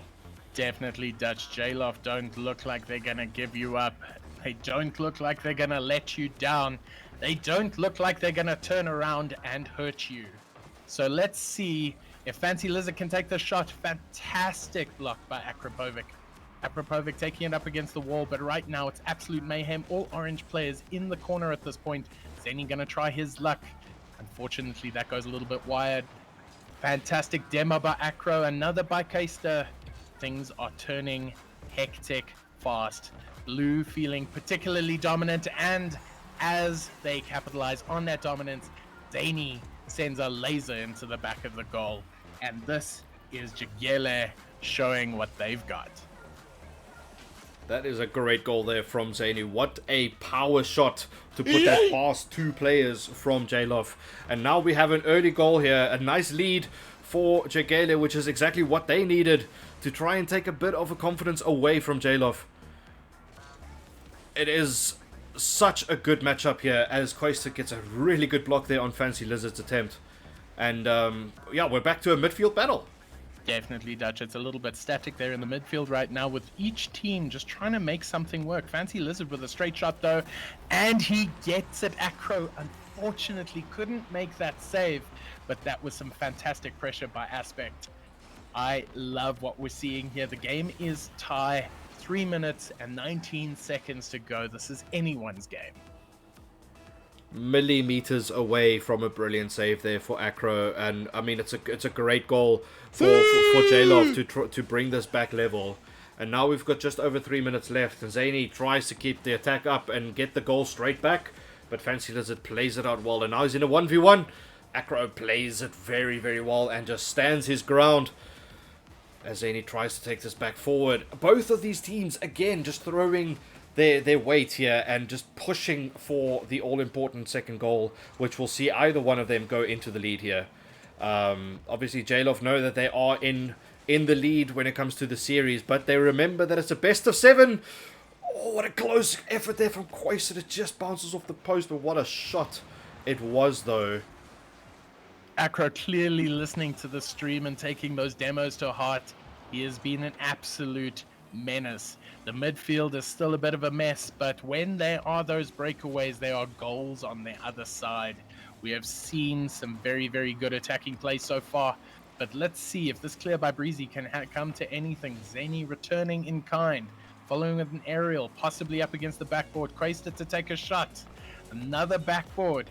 Fortunately, nobody there to take advantage of that, with Fancy Lizard trying to break free from the orange half.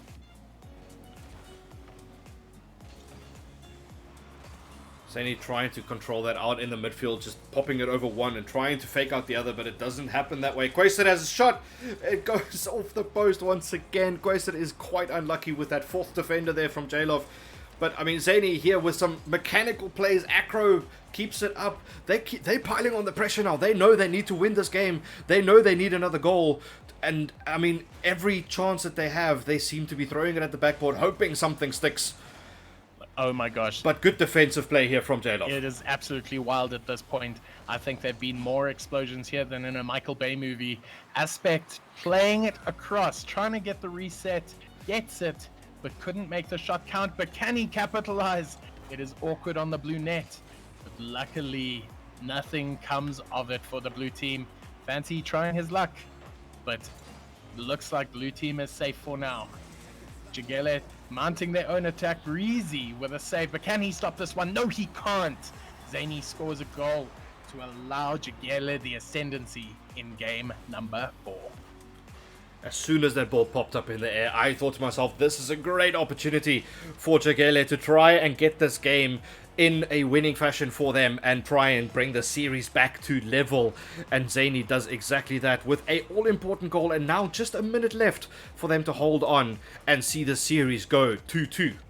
I think, Dutch, if you see that J-Love take the victory in this one, I would be fairly confident in saying that they're going to go the whole distance. But at this point, with Jagele in the lead, I am not so certain. Very big pressure on the orange line. Zany's going to pop it up. Last form of attack. Aspect definitely getting in there. He's like, no, let's not do this. Let's score a goal on the other side. Some tricks by Keister. Aspect trying to get it out, but Acro being that absolute demolitions menace that he is. And Jagele know they need to just hold on for another 5 seconds here and make sure that they take the win in game number 4, bringing the series back to level in 2-2, and that means that we will probably have a game 7. But I mean, what a display and what a response here from Jagele, going down 5-0 in game number 2, 4-3 in overtime in game number 3, and now it seems like they are going to take the win in game number 4. This is exactly the response that they were hoping for, and now we are back to level pegging, making this a best of 3. This is absolutely wild, Dutch. At this point, we cannot call a winner. We can't even say who's playing the best. They are all playing their hearts out.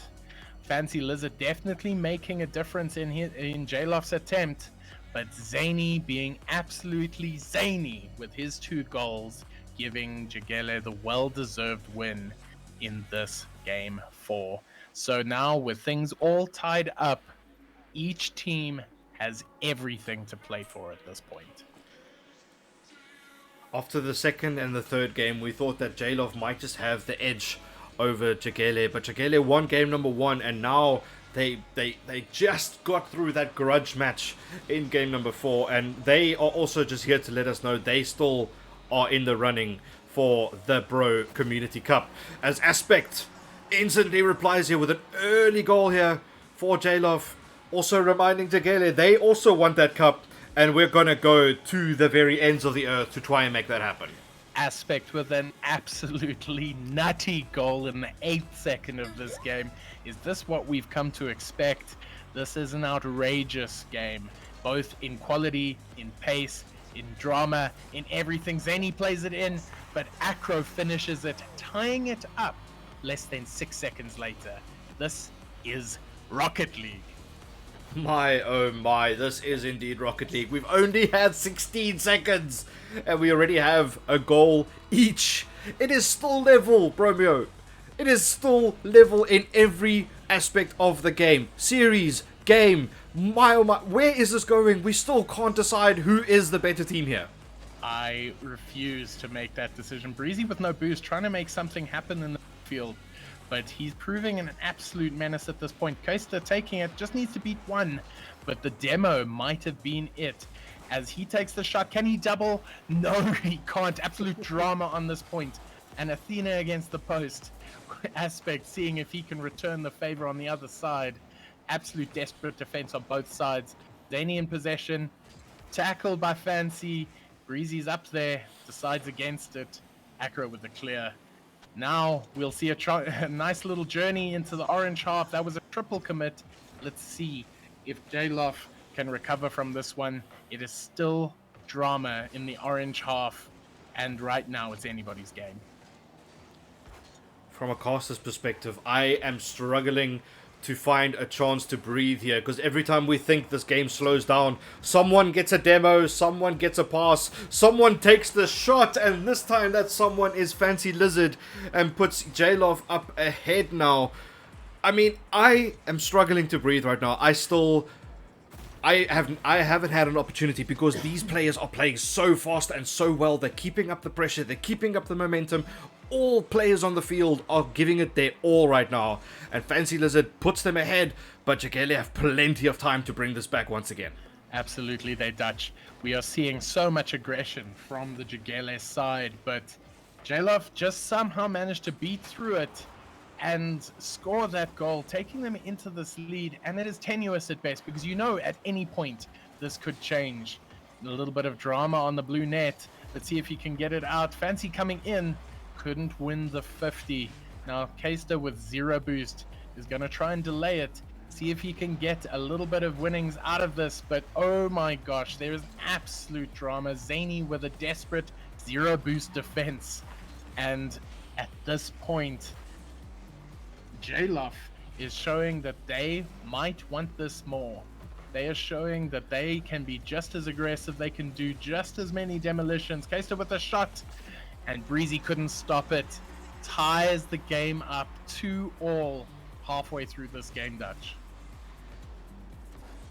Shoo, we have another tie again.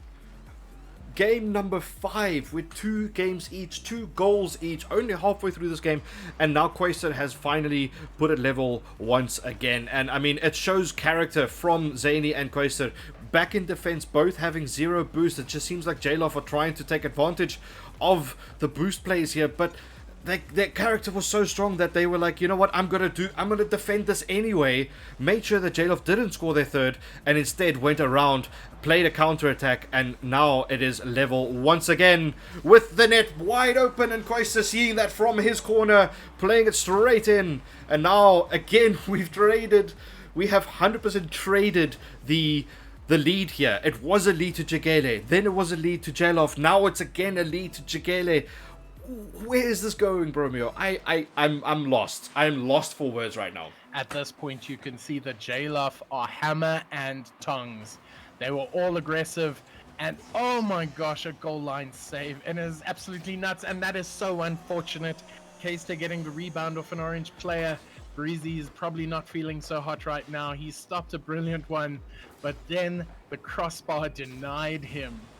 This is quickly turning into Jagele's favor, but only because Jagele seems to be more aggressive. That was an unfortunate touch there from Breezy. It was a brilliant goal line save, and then for it to be followed up going back off the crossbar, 2 in quick succession, and unfortunately Breezy just couldn't deal with that second one, it touching him on the way in. But I mean, again, dominant play here from Jagele. Absolute, just throwing it forward and trying to score more and more goals. And even when they are 2 goals up as they are now, they know that Jalof have what it takes to bring it back. So they are just trying to keep up the pressure here, trying to keep up momentum, maybe scoring a 5th, and seeing this game out as a W for them, putting them back in the driver's seat in the series. But still, there's more than a minute left, and J-Love is capable of scoring another 2 goals here.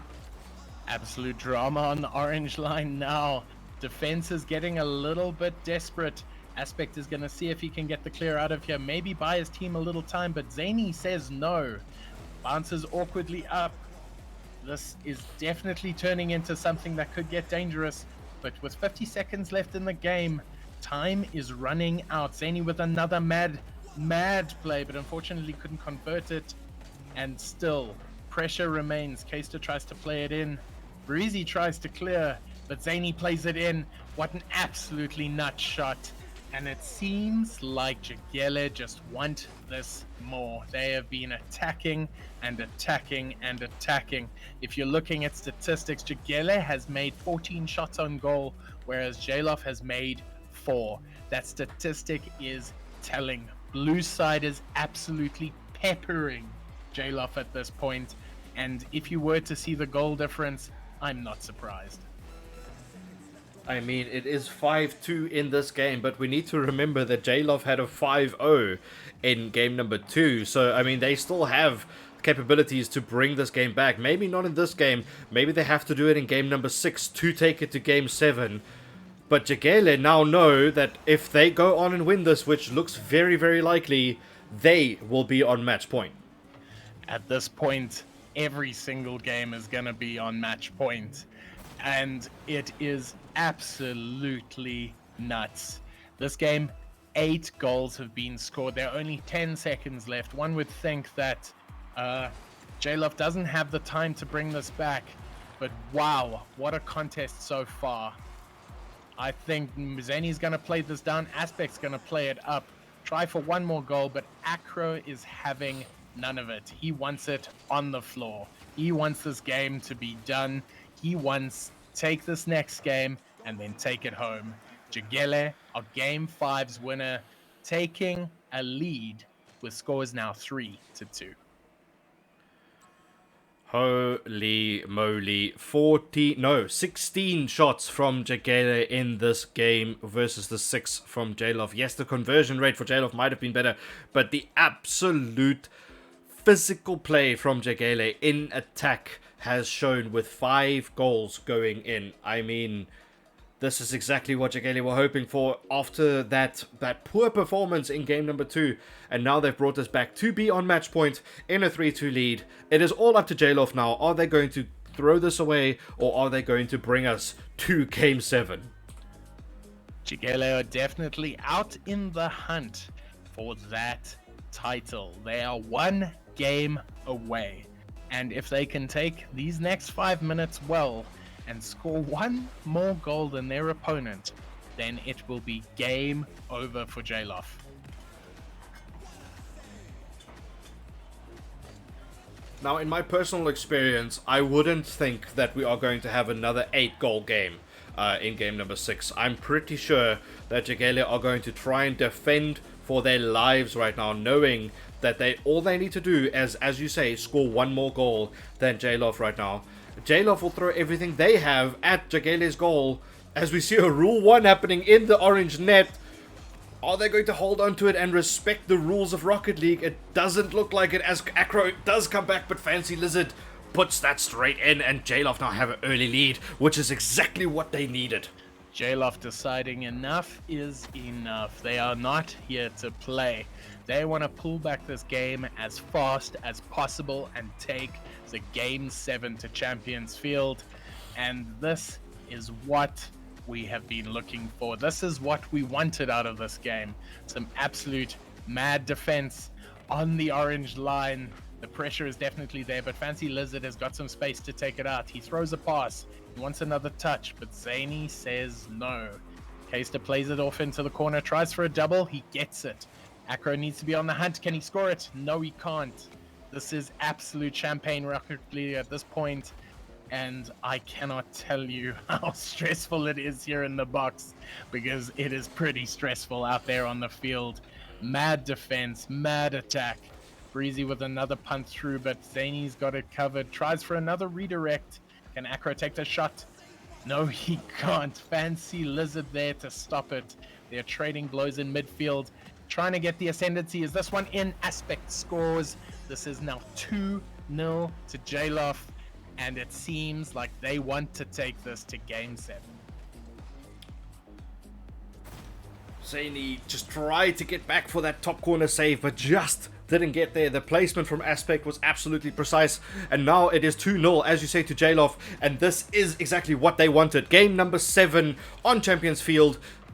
I mean, this is what all of us want, right? We all want to see the most Rocket League we can see.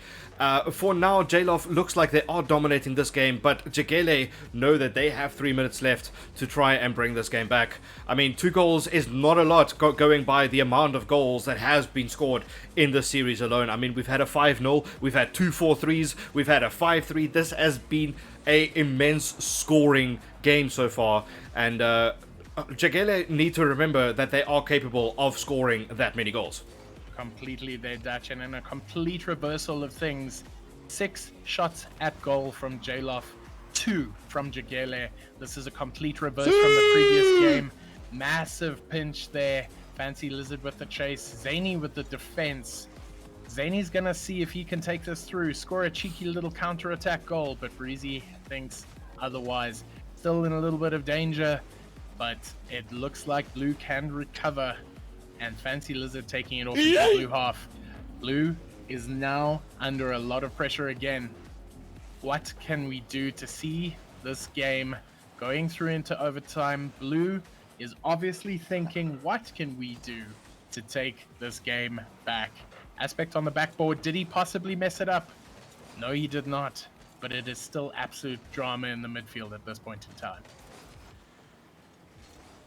Zany just trying to fake out the likes of Aspect and Fancy Lizard there. Perhaps just trying to play down the clock a bit, because every touch that Jegele makes means that it's a failed opportunity for Jalof. But as I say that, they put another one in there, and now it is 3-0 to Jalof, bringing this back.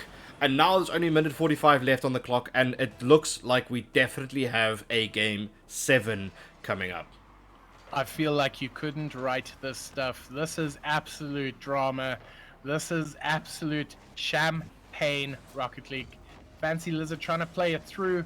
Acro with the clear. There's only Breezy on defense, so they got to be very careful for a quick little rebound. But it seems like they survived to fight another day. Breezy with the aerial takes a sneaky little shot, but well covered by Zany.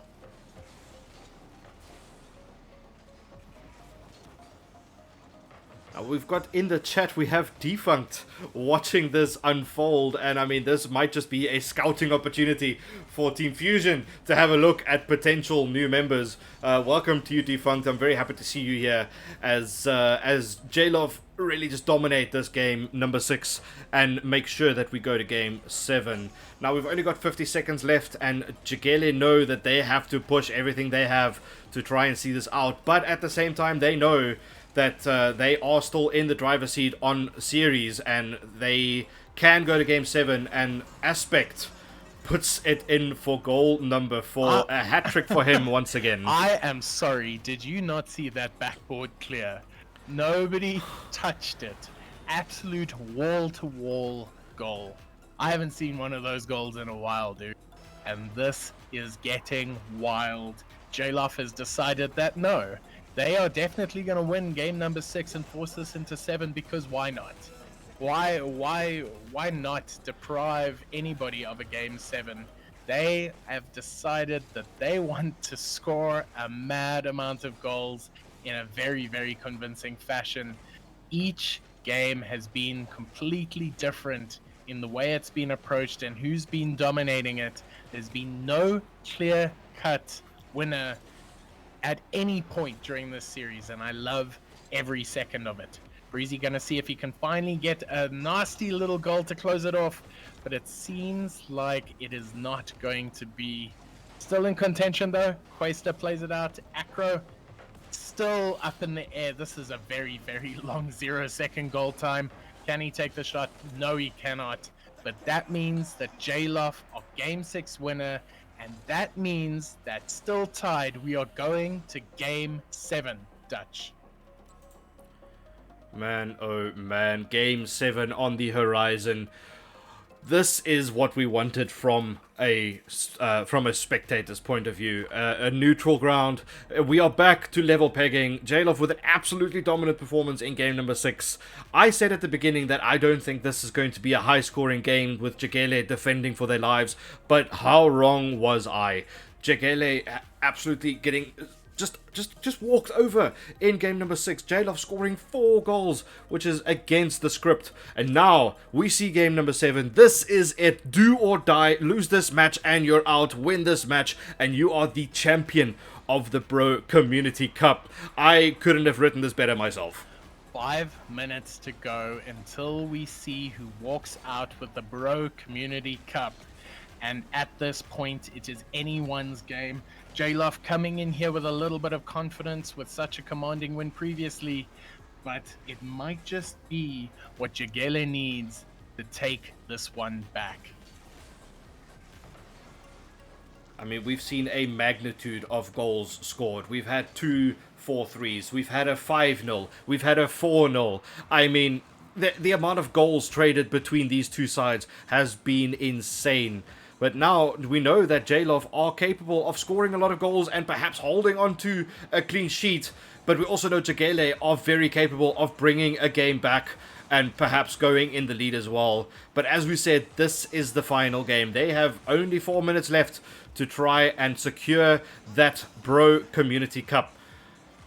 Absolute desperate defense on both sides. Both times I thought the goal was going in, but it clearly wasn't. Keister with a desperate clear, absolute pandemonium in front of the blue goal. J-Love is going to do what they can to come away with a goal here. The pressure is still on. Zany with a nasty little beat. Can he play it through? But no, it looks like J-Love survived the onslaught. Akrapovic recovering. He's going to put himself in. Tries to get the reset, unfortunately can't.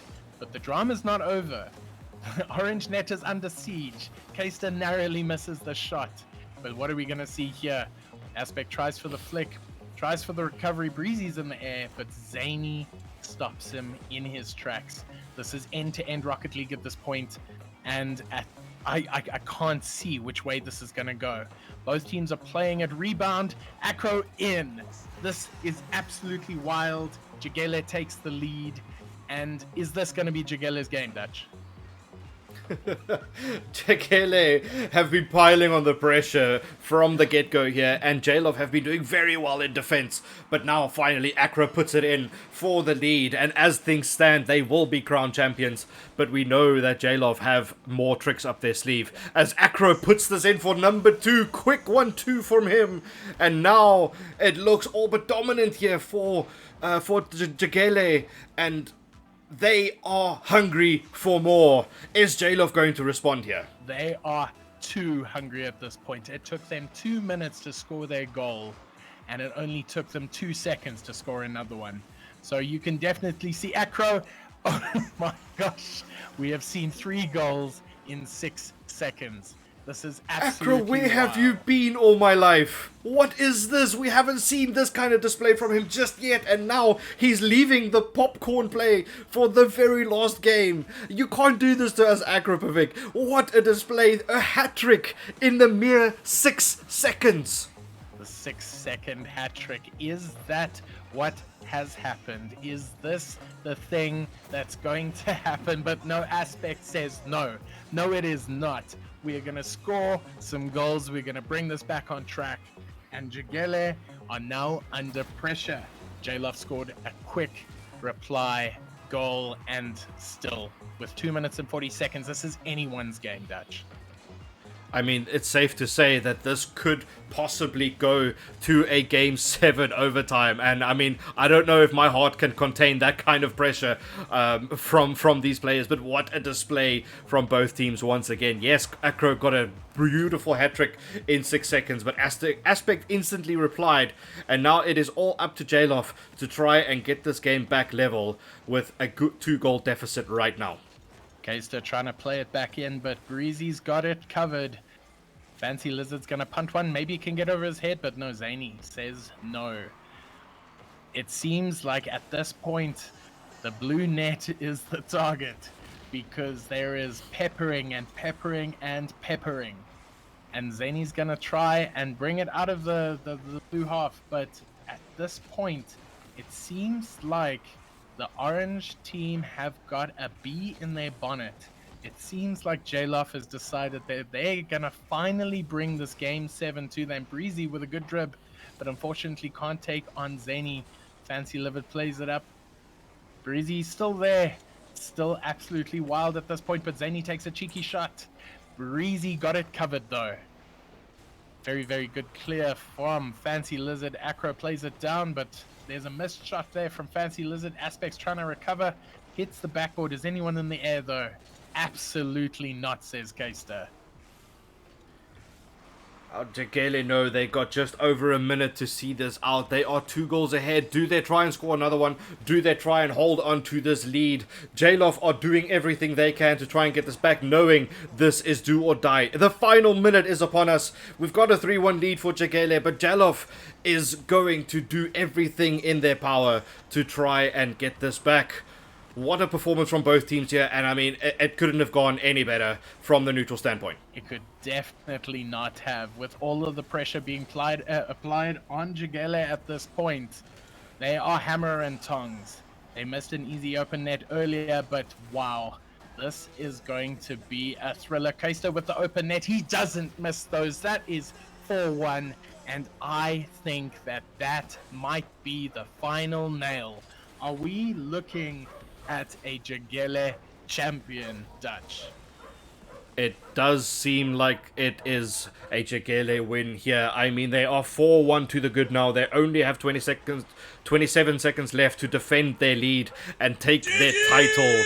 And I mean, it is so well deserved for them. They fought tooth and nail in this entire competition. I mean, they got 3-1 in their Swiss. They got a 4-1 in their semi-finals. They came back from 2 5-0 games.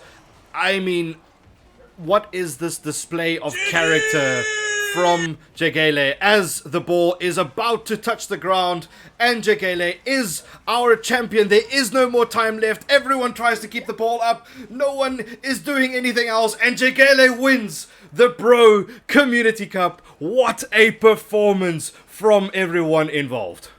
Absolutely Emotional wild. damage. Jagele taking the last game to the absolute wire. This was a 7-game series, and my heart is full of Rocket League. But I tell you what, Dutch, my pockets are empty. I bet all of my channel points on JLof, and unfortunately, my team didn't see it out today. But well-deserved winners from Jagele, and I cannot even begin to think of how they could have scripted that. There was dominance by one side, dominance by another, and it just seemed like there was no clear winner at all during this time, and yet somehow Jagele managed to pull it out of the hat at the absolute end. And what a display by that team. Holy moly. I mean, throughout that entire series, as you say, Bromeo, we could not see a clear-cut winner. Both teams gave it their all, and as I said, it felt like Championship Sunday on an RLCS major where there is $20,000 on the line. But in this case, there is nothing on the line other than bragging rights and being crowned the Bro Community Cup winners. And what a performance, and what a day we've had. Last week Sunday, we had upsets, we had dramas, and today we had more and more and more. And I mean, I couldn't have had a better time casting on all of this alongside you as well as Maxpresso. I've had the day of my life. It's been an absolutely fantastic day of Rocket League, but don't forget, even though the Bro Community Cup is done, remember on ACGL Alpha, we are seeing the final day of Rocket League in the Spring Cup. So this has been a complete day of Rocket League, and my heart is full for it. Man, oh man, and I mean, it is only juicy games to continue for the day on ACGL Alpha with, as you say, the final day of the Spring Cup in Sub-Saharan Africa. And I don't know if anyone has had a look at the finalists to go to the Championship Sunday, but I mean, the names that are there, you've got Limitless, Nixa, French Class, and Pirates. I mean, the top 4 fighting it out for the top spot in the Spring Cup. This is absolutely a crazy Rocket League filled day. Now, as a bro, I can't be more proud of what we've done today, and I look forward to the next one. Guys, I look forward to the stream on ACGL. Unfortunately, they're not live yet, so we can't raid them, but I think let's go and raid another bro in the name of Bumblebee. He has been asking me a few times now if we can maybe just bless him with quite a few viewers, and I think what better to do than support another bro after this kind of day as a bro. So Bromeo, I appreciate you being here. Thank you so much for joining me. Maxpresso, if you are in the chat, thank you for joining me earlier, and everyone in chat. I mean, personally on my channel, I've had an amazing day. We are up to 40 subscribers and 253 followers, and without bro, none of that would have been possible. So thank you so very, very much to everyone involved, and I see you guys on the next one. Peace.